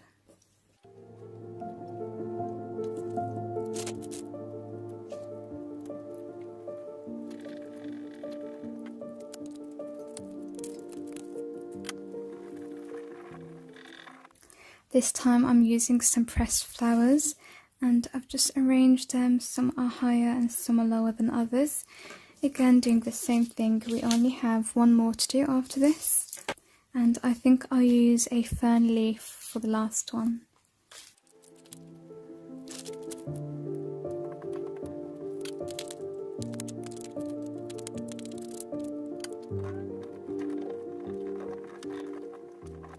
Got lots of fern leaves here stuck together, so I've got some smaller ones and then I've got some larger ones.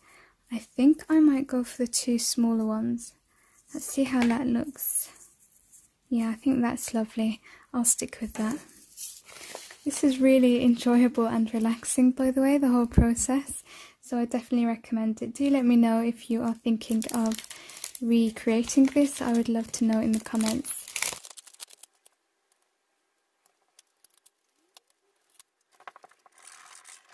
Doing this also gets rid of some of these bubbles. I couldn't get it as smooth as I wanted. But I don't mind so much of the texture, it kind of adds to it, I feel.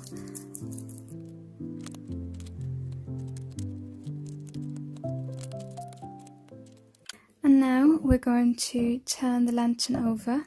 You're going to take your hot glue, and you're going to apply a small amount just along it. Take your paper and slide it inside. And then you want to just press it to the side so that it can stick. So I'm just going to carry on doing that, slotting in the pieces and sticking them down to the sides using my hot glue. I find doing it one bit at a time helps because the glue just gets cold otherwise.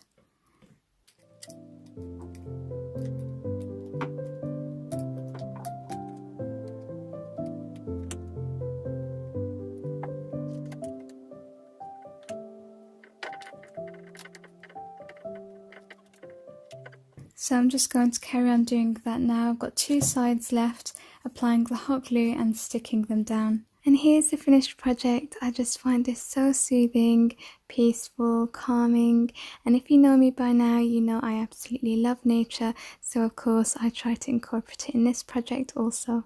To make my tea tray, I am using thrifted everyday items. I've got a smaller saucer here. I've also got this little vase, which I think is actually pretty beautiful, and then I've got this plate here. You can see it goes down or up in size, and then I have this, and then lastly the biggest plate, which is this one here. So I'm going to stick them down using a combination of hot glue and E6000 just for extra strength. So you're going to start with your base or your biggest plate, and then I am taking this because it is bigger and stronger. I do need to clean that out. I actually just saw that now. So I'm going to apply both glues on the bottom here and make sure I stick it in the center.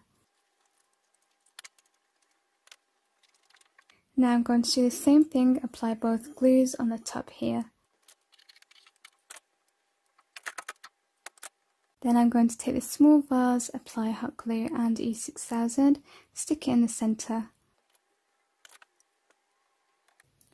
And then finally I'm taking my saucer, applying the same combination of glues there and sticking that down. Now my structure is ready, I'm going to start decorating it.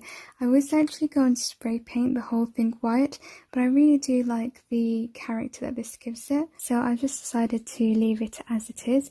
Also, it's kind of going to be covered anyway because of everything that we're going to fill it with. And as you can see, my table is full with lots of things that I'm going to decorate the tea tray with. Here I've got some straw that was in some packaging with something I ordered, so I'm going to make use of that. I'm going to probably lay it down so that it's kind of like a base, and then everything else will go on top.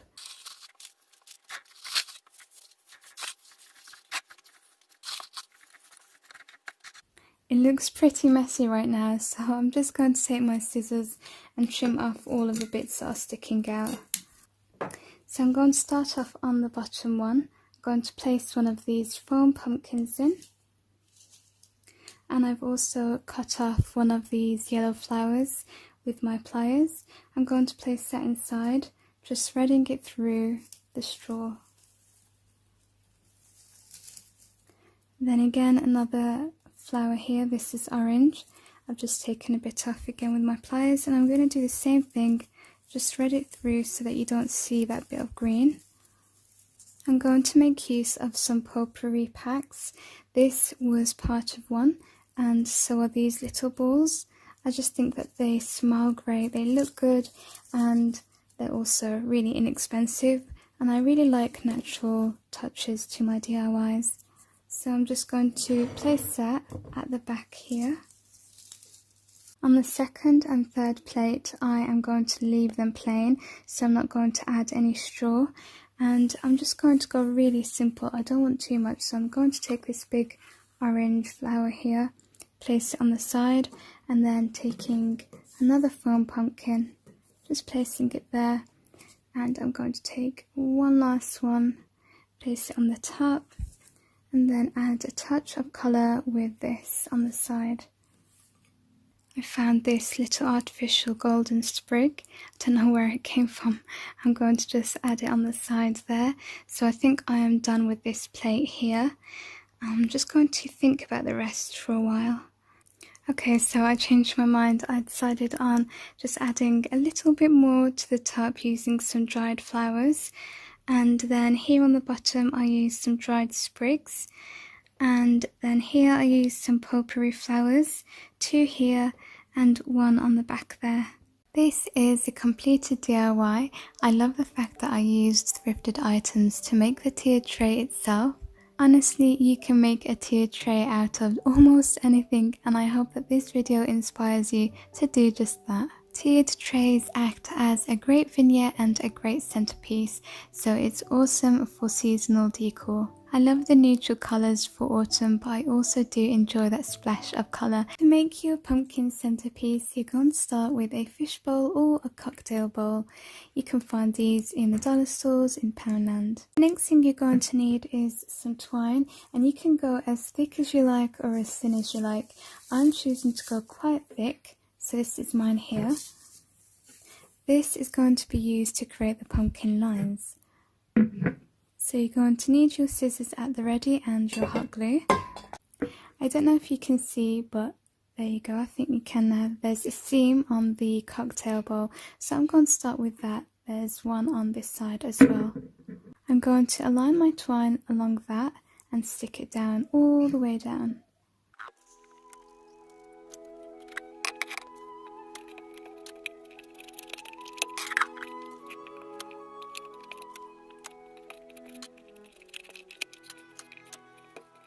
So I've got 2 on either side, and I'm going to keep going now.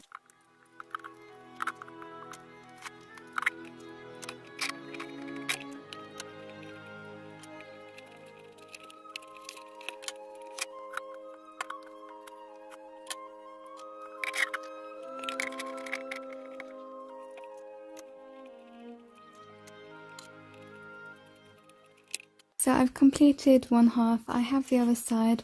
Hopefully I have enough rope to work with.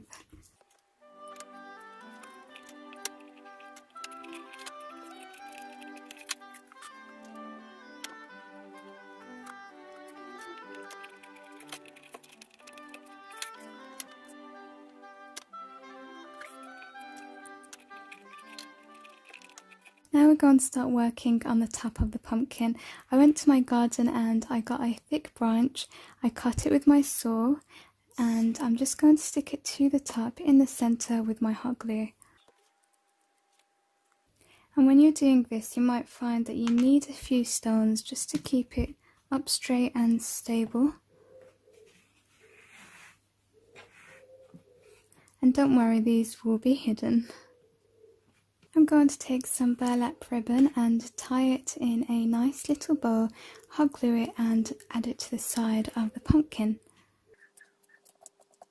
I'm going to stick a green leaf down just before I add the bow onto the side of the bowl, and make sure that your hot glue isn't too hot because this is plastic, it will just melt it. I'm going to add a pine cone to the bow just in the middle. Now we're going to start adding our florals. This is for fall, so I'm going to try to stick with some fall colours. You want to just try to hide the top and the imperfections where the ropes are.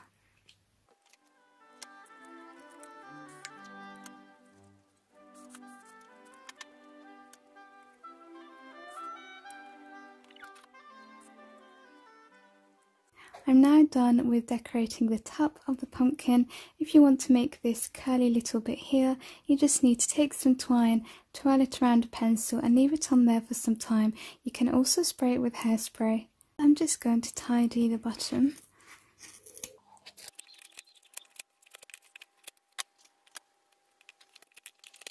And now for the final thing, which is to take some fairy lights. This is really just going to add the magic to this piece. You're going to place it inside and you are done.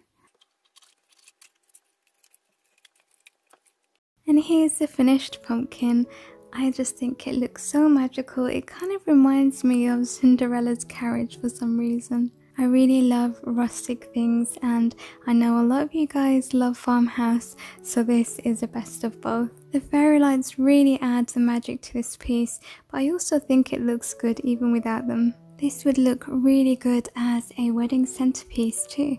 First off, I'm going to make some no-sew acorns using some polystyrene eggs. This is a great way to use your leftover eggs from last Easter. I'm just going to be doing a set of 3. And you can go as big as you like or as small as you want with the eggs. So all you're going to do is cut off a small bit of material. You can just roll it over to see how much you need as an approximate. So once you've got your little bit of material, you can wrap it around the egg like this. And then you're going to make some snippets. So I've got one, as you can see here, and then one there, and I'm just going to carry on making a few if I need to.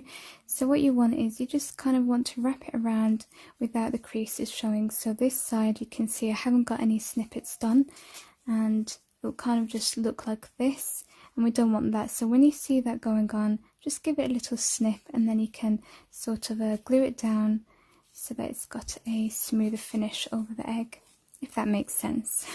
You want to have your hot glue ready as well, so that we can just start sticking them down. So all you're going to do is simply cover your egg with the material, and then we're going to cover the top part of the egg with some twine string. So I've stuck it at the back, and you're just going to apply a small dot of hot glue and wrap it around.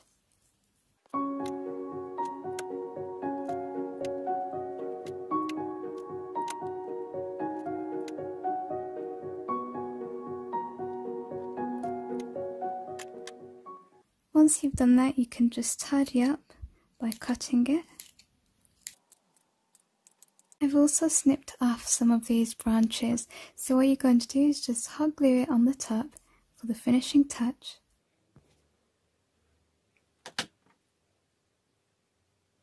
And here's all 3 acorns. Aren't they just the sweetest, most adorable things?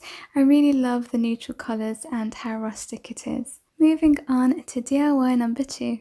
For my second DIY, I'm sort of doing a trash to treasure. I'm taking this box, it had some tea bags in, and I'm going to transform it into a 4-wagon.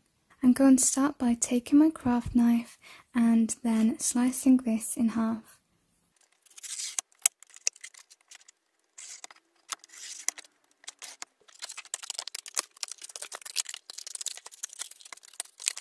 Now that I have it all cut out, I'm going to take this decorative sticky vinyl because it looks like wood, so I thought that that's perfect. And then I'm just going to cover the box and stick it on. I'm placing my box on top, and then I'm just going to cut its size.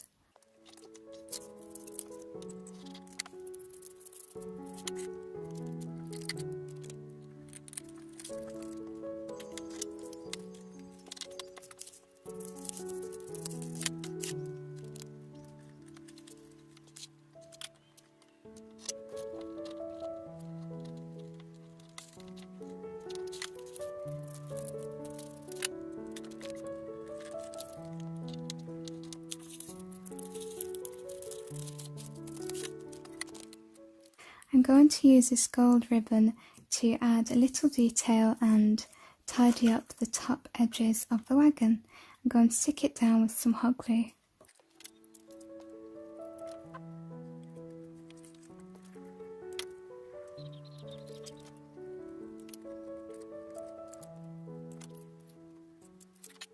Now I've got these sticks that were left over from some ice lollies. I'm going to use these to attach to the bottom so that we can also add our wheels on.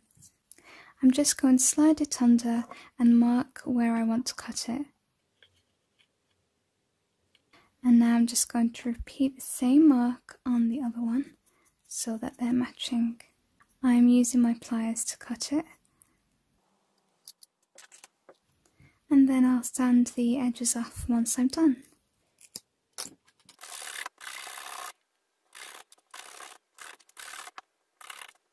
Now I'm going to take my box and apply some hot glue to stick the wooden stick down.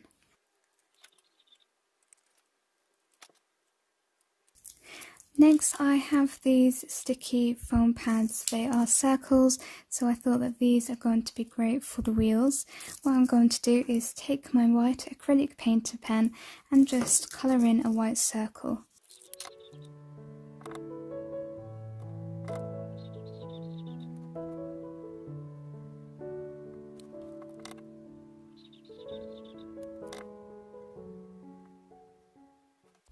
I'm going to set these aside so that they can dry, and we're going to move on to making the handle. I'm going to use the same wood that I used before from the ice lilies, and I'm going to cut it with my pliers. And you can see there's already a little nice point on there.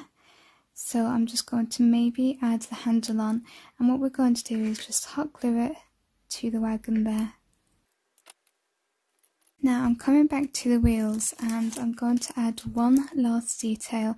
I have these small black circle stickers and I'm just going to add them to each wheel in the centre.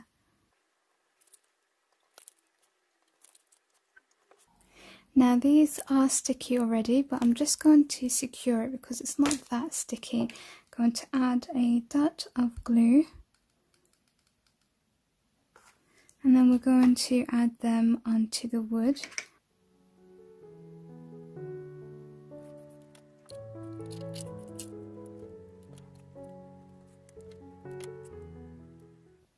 Now for the handle of the wagon, I just took some thicker wire that I've got and I cut its size, bent it to create a small hoop.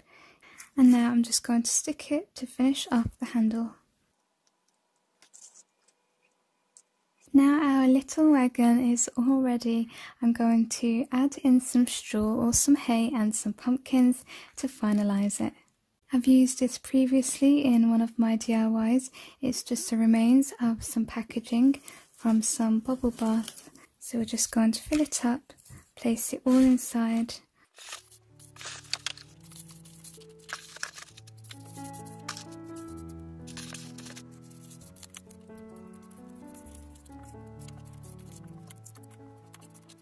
I'm just going to colour the handle because I just felt like it didn't go, it's silver, so I am using my ARTEZA pen. Now I've just gone and added in all of my pumpkins. These are actually real dried fruit, these ones, and these as well.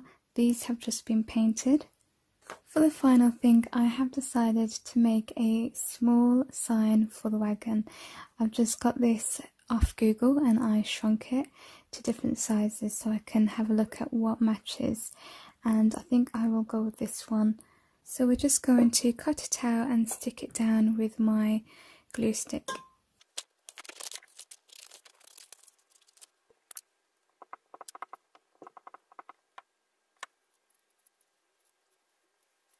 And here's our wagon completed. I absolutely love this. It's so cute and adorable, and what I like most is that I made this completely from scratch. It can't get any better than that, folks. Recycle, craft and get yourself some nice cute decor. Now on to DIY number 3. For our third and final DIY for today, you're going to need a fence. Now you can go as big again or as small as you like. I have kind of gone small with everything, so I thought I will carry that on. And then you're going to use 2 tumble tower blocks. We're going to stick them together using our hot glue. I brought this for my fall DIYs. It's actually a mat, but I am cutting them to use for various DIYs. So I've cut a small bit to match the size of this. I'm going to hot glue it down. Then I'm going to take my fence and glue it just there. I'm going to create a teeny tiny little bunting that says fall. To do that, I am taking this paper which I have created using tea. So I took a tea bag and then just kind of painted the paper. You can do this with coffee and then just let it dry, and then you've got this really nice vintage look. So I've cut this small triangle out, and I'm going to go and cut the same one out a few times so that I can spell out fall on it.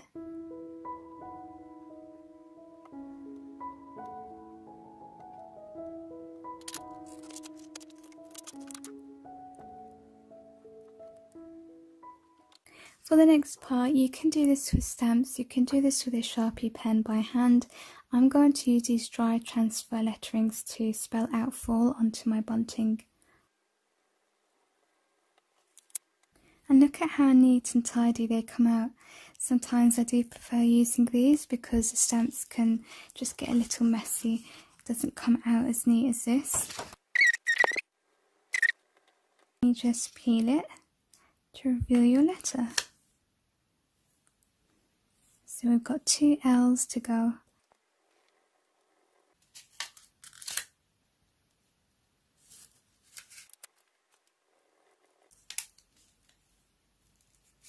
Once you've got your letters ready, you're going to take your hot glue, add a little to the back, and then stick it to your twine.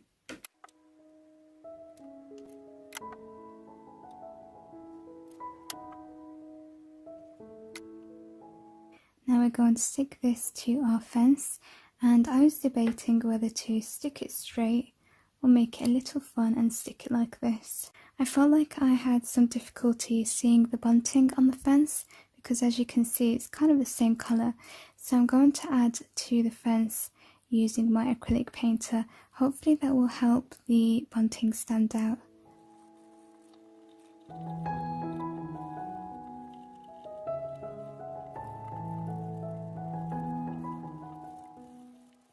Okay, now I'm ready, I can finally stick it down.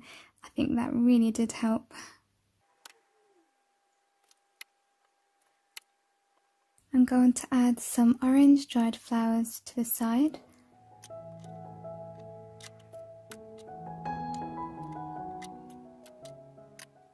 And then lastly, I'm just going to apply these tiny small pumpkins again, 3 this time.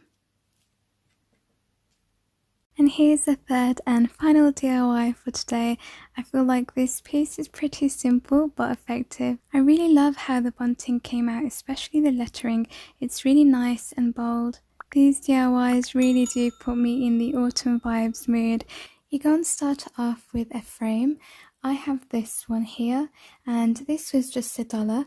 I'm going to remove the inside, and I'm also going to paint the frames because I feel like they look a little cheap. And I would like to add some texture, some colour and just some definition to it. So I am going to use these 3 combinations, and then we're going to let that set and dry.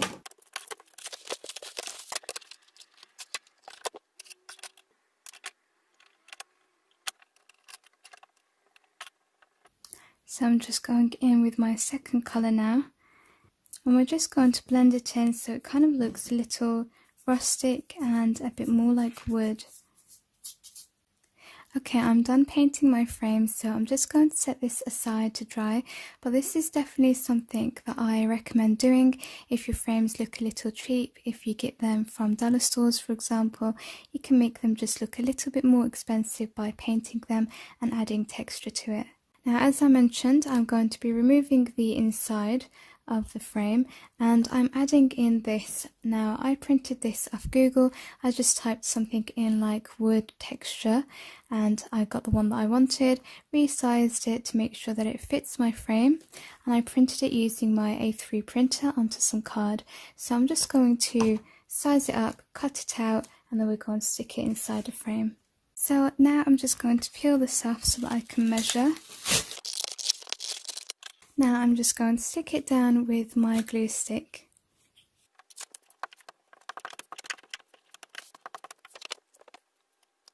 We're just going to pop the inside of the frame back in and secure it with little hooks. This is an alternative, so you can take some artificial leaves like this one for example, but I just felt like it's kind of bad quality, the one that I had anyway, and nothing really beats nature. I mean, look at all of the beautiful detailing. So after pressing my leaves, I am going to go and spray paint them gold. I'm going to be using the Rust-Oleum Metallic Brilliant Finish. Okay, so you're going to place your fern or whatever plants you're using in a floral block. This is just to keep it upright so that it helps you out when you're spray painting. Look at how much different this already looks. Now we've got one last thing to do, which is to add our leaf in. Look at how gorgeous that is. So if you are using real dried out leaves like me, you've got to be really careful because of course it's super fragile. So where you want to place the hot glue is on the stem and not the leaves itself.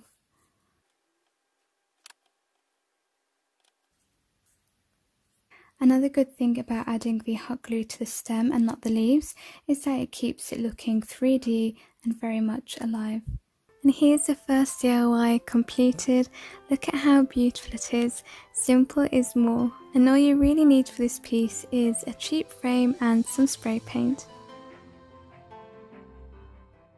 For the second DIY, again I am making use of a fern leaf that I have spray painted gold. This is a much smaller one compared to the first one, and I have found this little screw. I don't know where it came from, but I'm going to colour it gold. And I'm going to use my ARTEZA pen to do that, and then once I'm done I'm going to simply hot glue the stem inside that little bit there, and then we're going to secure it to a block of wood.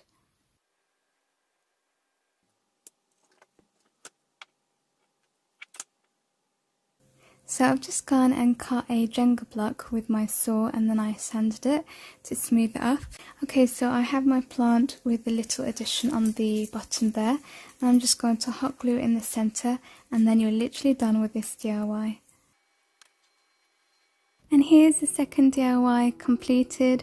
It was super quick and easy to put together as well as affordable, but it's just such a beautiful piece. Now I did order some gold leaf, but it hasn't come in time, so I'm going to try to make my own. I'm going to do that using foil, and then we're just going to spray paint it gold using the same spray paint that I used earlier.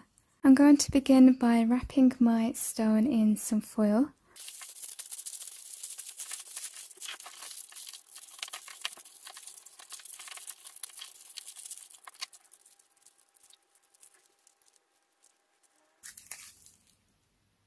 And you guys, look at Leo. He's spying on me right now. Hello, baby. Okay, I'm just going to head over to the garden to spray paint this gold, and then I'm also using this Rust-Oleum stone textured effect to spray paint these two. Now this one here I want black. I don't have a black spray paint, so I'm probably going to have to do that by hand with some black acrylic. While I'm at it spray painting, I'm just going to spray paint a few other things. So on one of the stones I'm going to be using these pearls. They are actually stickers. They came in this pack here. They are some adhesive jewels. And I'm also going to spray paint this. I was debating on that because it's kind of gold already. It's like a rose gold, which I absolutely love. But just so that everything kind of goes together, I thought I will just spray paint it the same colour using the gold spray paint. Okay, now my stones have dried. Let me tell you, this one took the longest time ever and it's still not completely dry. But now I'm going to start stacking them up. I'm going to be working with a combination of two glues, E6000 and my hot glue. And try to ignore how messy my glue gun is. Not that it's very easy to ignore. It's definitely been through the crafting wall and back.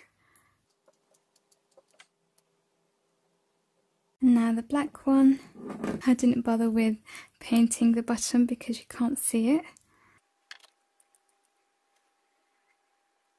Now we're going to bring the pearls back and we're going to stick them along the side of the black stone. These actually did have sticky backs on them, but I think that they are not that sticky, so I am going to be using my hot glue as well.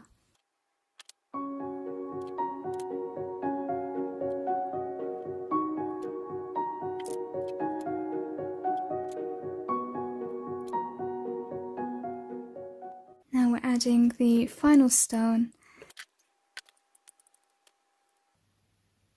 And then finally, you're going to add your tea light, again with our 2 combinations of glues. And then once you're done, you can leave it plain or you can insert a tea light. You can insert an LED one, that's what I'm doing. And that's just going to go really nicely with the gold colouring that we've got because it adds a nice, gentle, warm golden glow. And this is the third and final project for today completed. This is so different to anything I've ever made before, but I really do like it. It's quite unique, that's for sure. I absolutely love nature, and so I try to bring it indoors and incorporate it into as many crafty DIY projects as I can. So this is my thrift find. It's a glass-footed sundae dish, and I'm just wrapping it around this lawn edging. The garden edging was a little too long, so I just kind of wanted to wrap it around to get the measurement, and you can see there I just marked it with a white marker so I know how much to cut. And here it is, nice and trim, cut to size using one of our saw machines. And now I'm taking my hot glue and applying it just to the rim of the sundae dish. Then I'm going to stick it on to the garden edging and just keep wrapping it around, adding more hot glue as I go. Now you want to fill the inside of your bowl, and you can use soil if you like. I'm just using some packaging. Then you're going to take some moss. I've got some natural moss that I got from the park as well as my garden, and you're going to place it inside your bowl, cover it all up so that none of the glass rim is showing. So you want to go as far as the brown garden edging. And here's Leo coming to help as usual, or get in the way, I'll let you decide. In case you're wondering, the moss is fine as it is. It doesn't necessarily need soil, and you just need to mist it about 3 times a week, just lightly. Moss is always great for adding that bit of greenery without much maintenance. Now, kind of for the final stage, which is really easy and simple, just decorate it however you like. So I've got this toadstool. It was from a fairy set. It has a teacup set on the top of the mushroom, which I just love. It reminds me of Alice in Wonderland. And I'm just taking lots of natural goodies here, which I really like because it's always so affordable and inexpensive. I'm using some pieces from a potpourri pack, for example. So just really have fun with this part and make use of what you already have at home. I'm also using some artificial bits like some berries and the green mushrooms. I'm using some real dried out fruit which actually look like pumpkins. I will leave the name on the screen because I don't know it.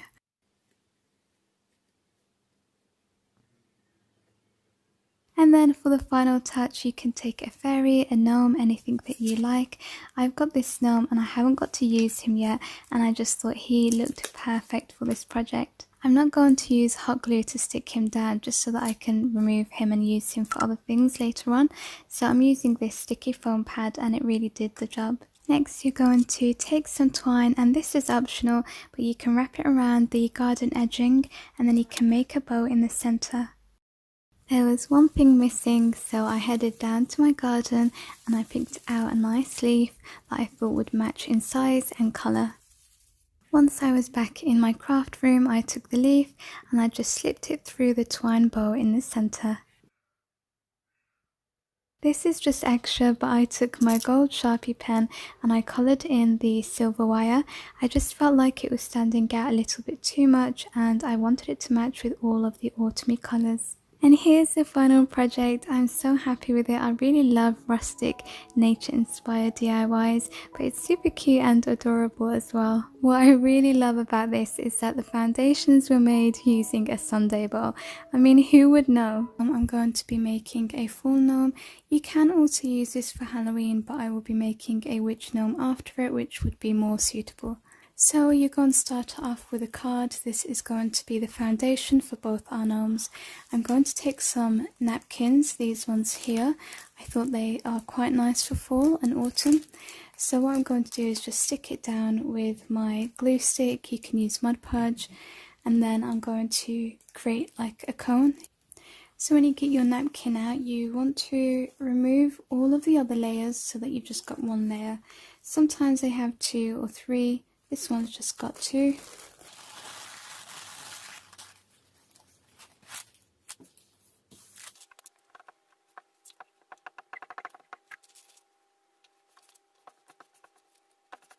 I'm just going to trim its size now.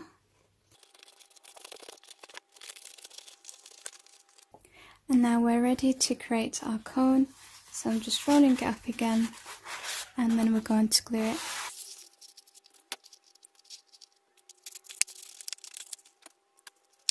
Now we're going to create a bottom for it and stick some rocks on it just so that it's nice and stable.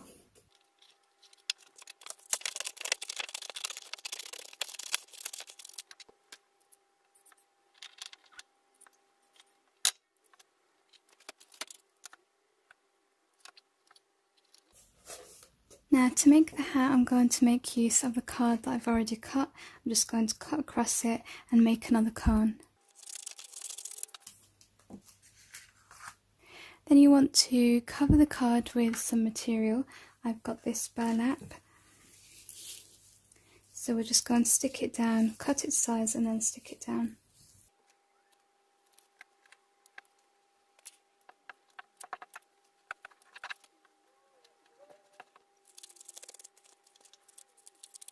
Now I'm wrapping it around like a little mini cone, and then we're going to stick it down and cut it. Now I'm making the arms. I've made one already. All I'm doing is taking scrap pieces like this, folding them over with hot glue, and then there you have it, you've got an arm. I'm also going to add the wooden beads for the hands.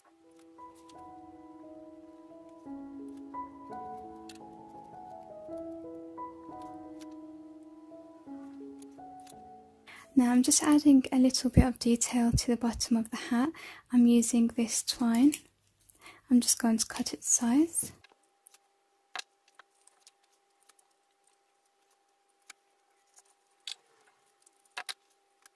Now we're going to glue the hat onto the body.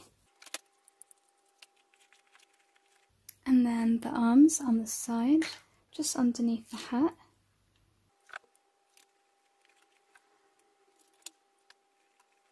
For the gnome's beard, I am taking this fur colour and I'm just going to cut it, and you can see it's already got a nice beard shape going on there. It always looks way better when you add the beard. I'm going to attach it now with my hot glue.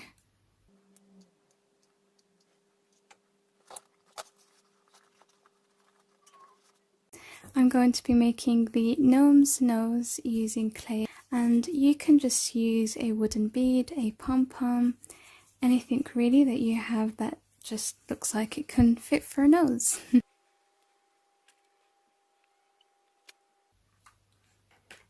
I'm going to secure it again with my hot glue. I'm just going to add in a little bit of detail, so I'm going to have the gnome holding these, 3 of these. So we're going to start by gluing these together.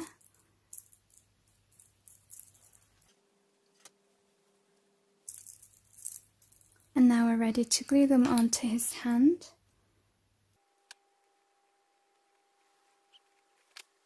And here's the first gnome done. Isn't he just adorable?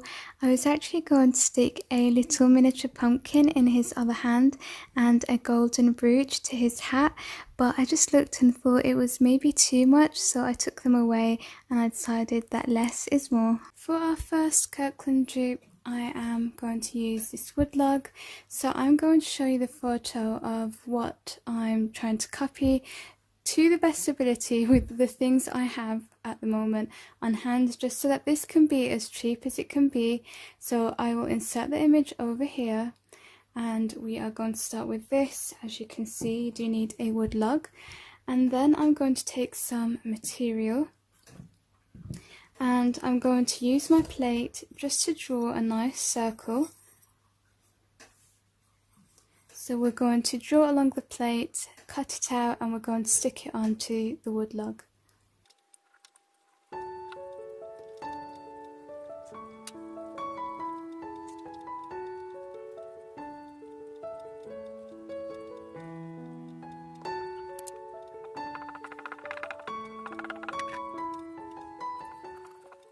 Next, I'm just going in with my stamps to stamp in Hello Fall.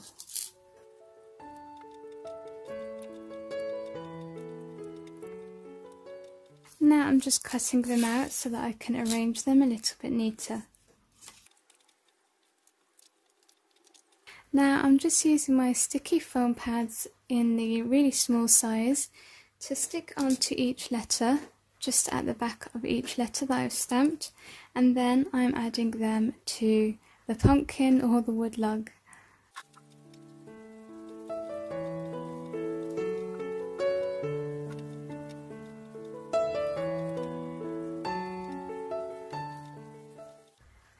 Now I went to my garden and I took a thick branch, twig, stick, whatever you want to call it, and I just used my little mini saw and I cut it to the size that I want. We're going to stick it to the top using our hot glue. We're going to add some leaves on the side using hot glue, and we're also going to add this little curly bit. I just made this twirling it around a pencil. I'm also going to add an orange leaf, just because I feel like that green leaf makes it look a little bit too much like an apple. So just add this, hopefully that makes it a little bit better.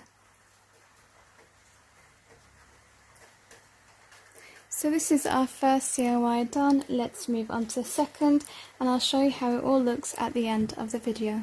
For the next DIY, it's a pumpkin lantern. I got this from the thrift store quite a while back and it's come in handy now. It does look like a pumpkin, it's got the ridges down there. So we're going to line it up with some natural plant tie or raffia. And you can also use straw if you don't have any. I also sometimes use like some packaging. Let me just show you. This is a box of straw. It just came in with some stuff that I ordered, so I sometimes use that. Today I'm going to be using this. So I'm just going to group this together and tidy it up a little. And now, as you can see, it's really simple. I'm just going to fill it up with a few things. I've got some artificial acorns. You can use real ones. That's even better because it's free. These are just from the park.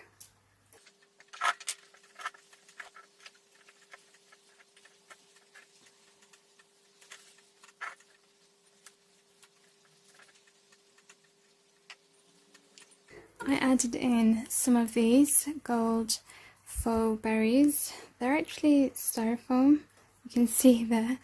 Now I've also got this golden leaf brooch or brooch. I got this from the thrift store as well. I'm going to just hot glue it to the side. So that's the second DIY completed. Let's move on to the third. For the third and final DIY, you're going to need a frame. I've got a smaller one to match the scale of my other two DIYs, just so that it can look nice with them. So I'm just going to get the packaging off this, and we're going to basically be making a lighted picture.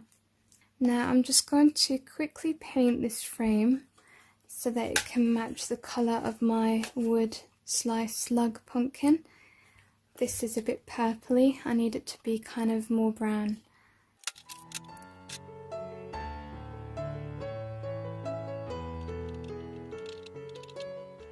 I'm just leaving my frame over there to dry. In the meantime, I went onto Google, I typed in fall home, something along those lines. I got a nice image that I'm happy with, and I resized it to fit my frame. I added some card because my printer wouldn't print on some card, but you can print directly onto it if your printer allows. And we're going to just cut this and fit it into the frame.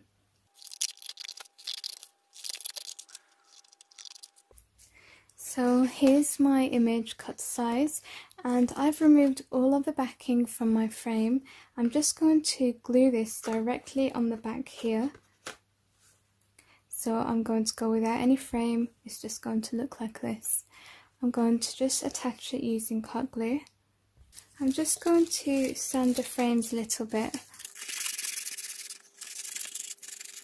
Now for the important part, you're going to take your fairy lights and you're going to see where you want your fairy light heads to be. So I'm going to place them wherever the light is, and we're going to stick it down with some tape.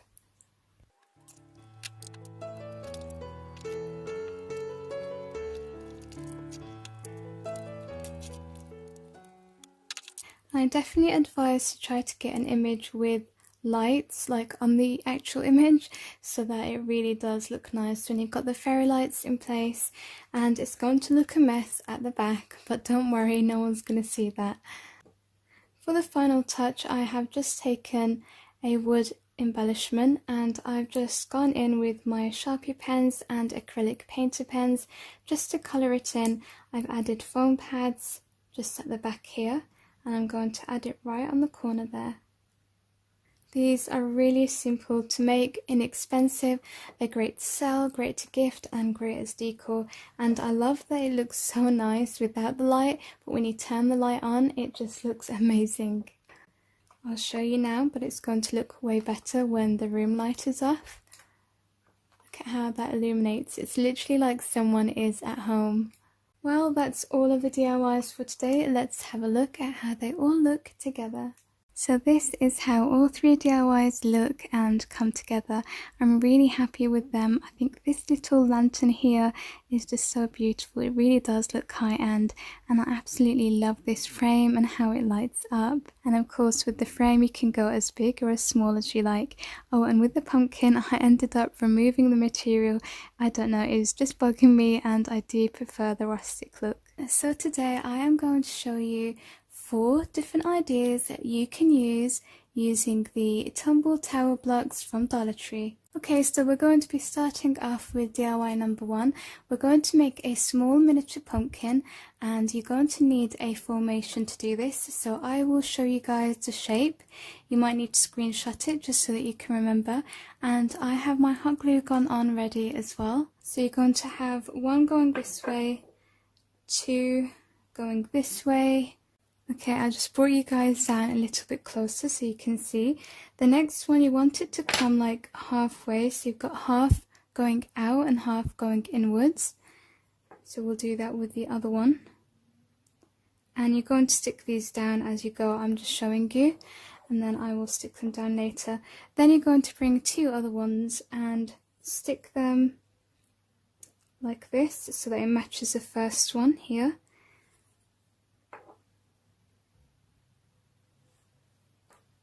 And then the last one slots in right there. So this is the shape that you want. If you want to screenshot it, here it is. So now I'm just going to go and stick everything down. Then once you're done, you're going to slot one final one all the way down. And you don't actually have to stick this down because it's pretty firm, as you can see. And then we're going to paint this. So I'm going to paint this orange. That may be green or brown, and add some leaves. Will make it look pretty. For now we're going to set this aside, and I'm going to glue down the structure for DIY number 2 just so that you can save time. We're going to get them ready. So you're going to need, let's see, 1, 2, 3, 4. You're going to need 6 Jenga blocks for this one, and we're going to be creating a frame with a nice fall sign. So again, I'm just going to take my hot glue and glue this together.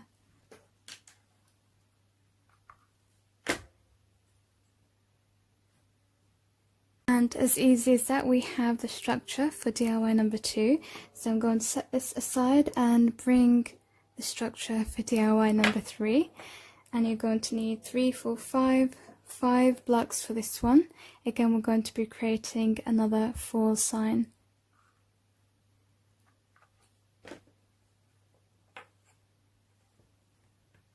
So as you saw, I didn't apply any glue for these 3, just the bottom 2.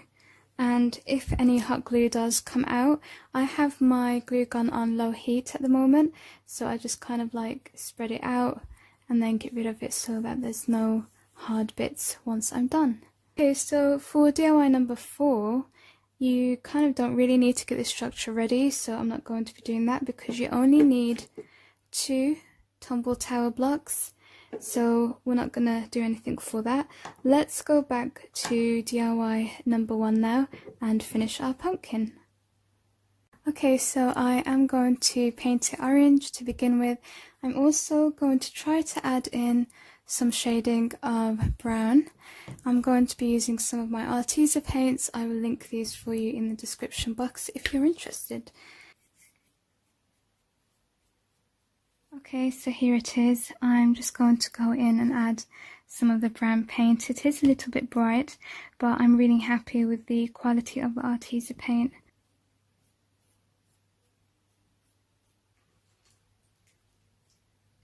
And we're going to set this to dry, and just to save time again, we're going to paint one of the other structures for, I can't remember what DIY I said this would be, but let's go in. I'm going to start painting it with brown, and I'm going to use a baby wipe just so that it looks like a paint stain or a varnish.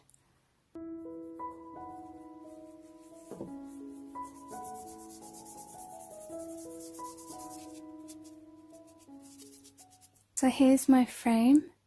I finished it now, and I'm quite happy with the sort of like the distressed stain look.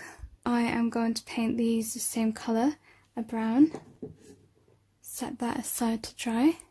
I'm quite happy with the way the pumpkin has come out as well. Just adding that little bit of brown has kind of taken away from the bright orange colour a little bit.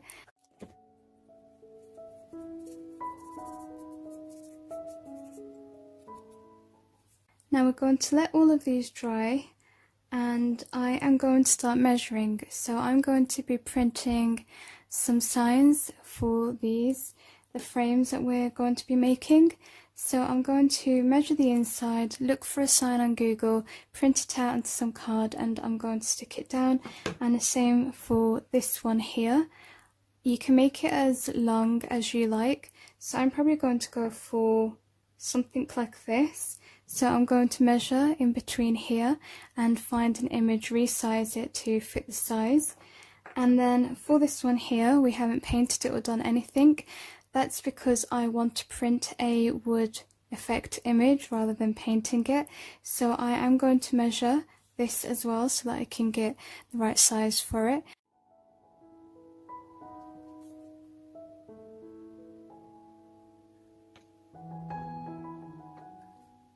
So I've printed everything out now. These are all of my little bits, and I did want to print it on card. I do suggest doing that, but for some reason my printer wasn't cooperating, it just kept jamming. So what I'm going to do is just stick it on here with my glue stick. So I've got it on card, and then I'm going to cut it out. So you want to get yourself a leaf. You also want to get yourself some nice text font, and you can say whatever you like. I just chose to write "Let's Go," and then I got myself a nice sign here just off Google, and the same for this one here.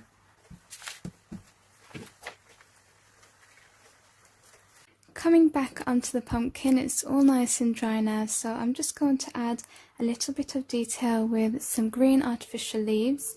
I've also got this, which I'm going to use at the top. I like that it's nice and springy.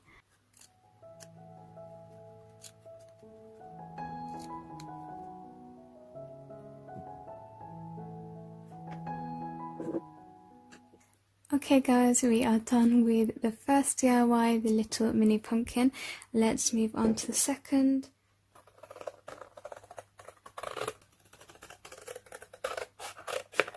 So as you can see, you want to leave a small amount here at the top and the bottom.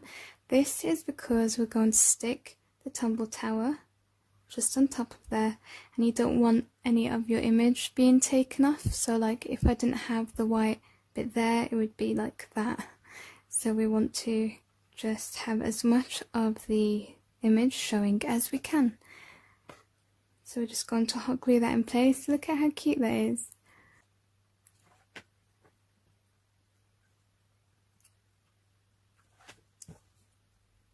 Now if you want this to be glossy, you can go over it with your Mod Podge, the gloss Mod Podge. And the other cool thing about this is that you can also turn it into a fridge magnet. Just add the magnet at the back there. You guys, these are really great to sell as well, and you can change them for any season, holiday or theme. For the next DIY, as you can see, we didn't paint this one.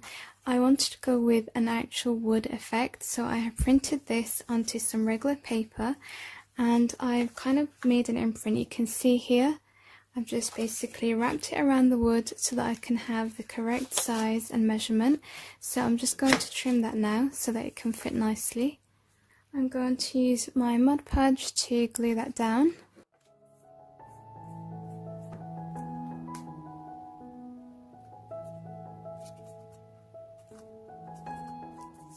We have stuck this down, we've got a nice wood effect going on. Now I'm going to cut my leaf and my little quote from the card.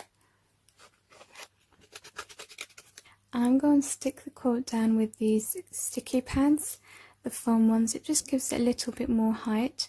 So I'm going to add 2 here, just on either side.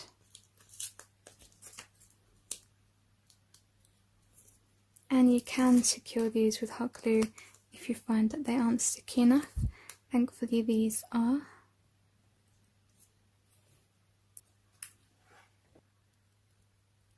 Now we're going to add some twine just for the finishing touch.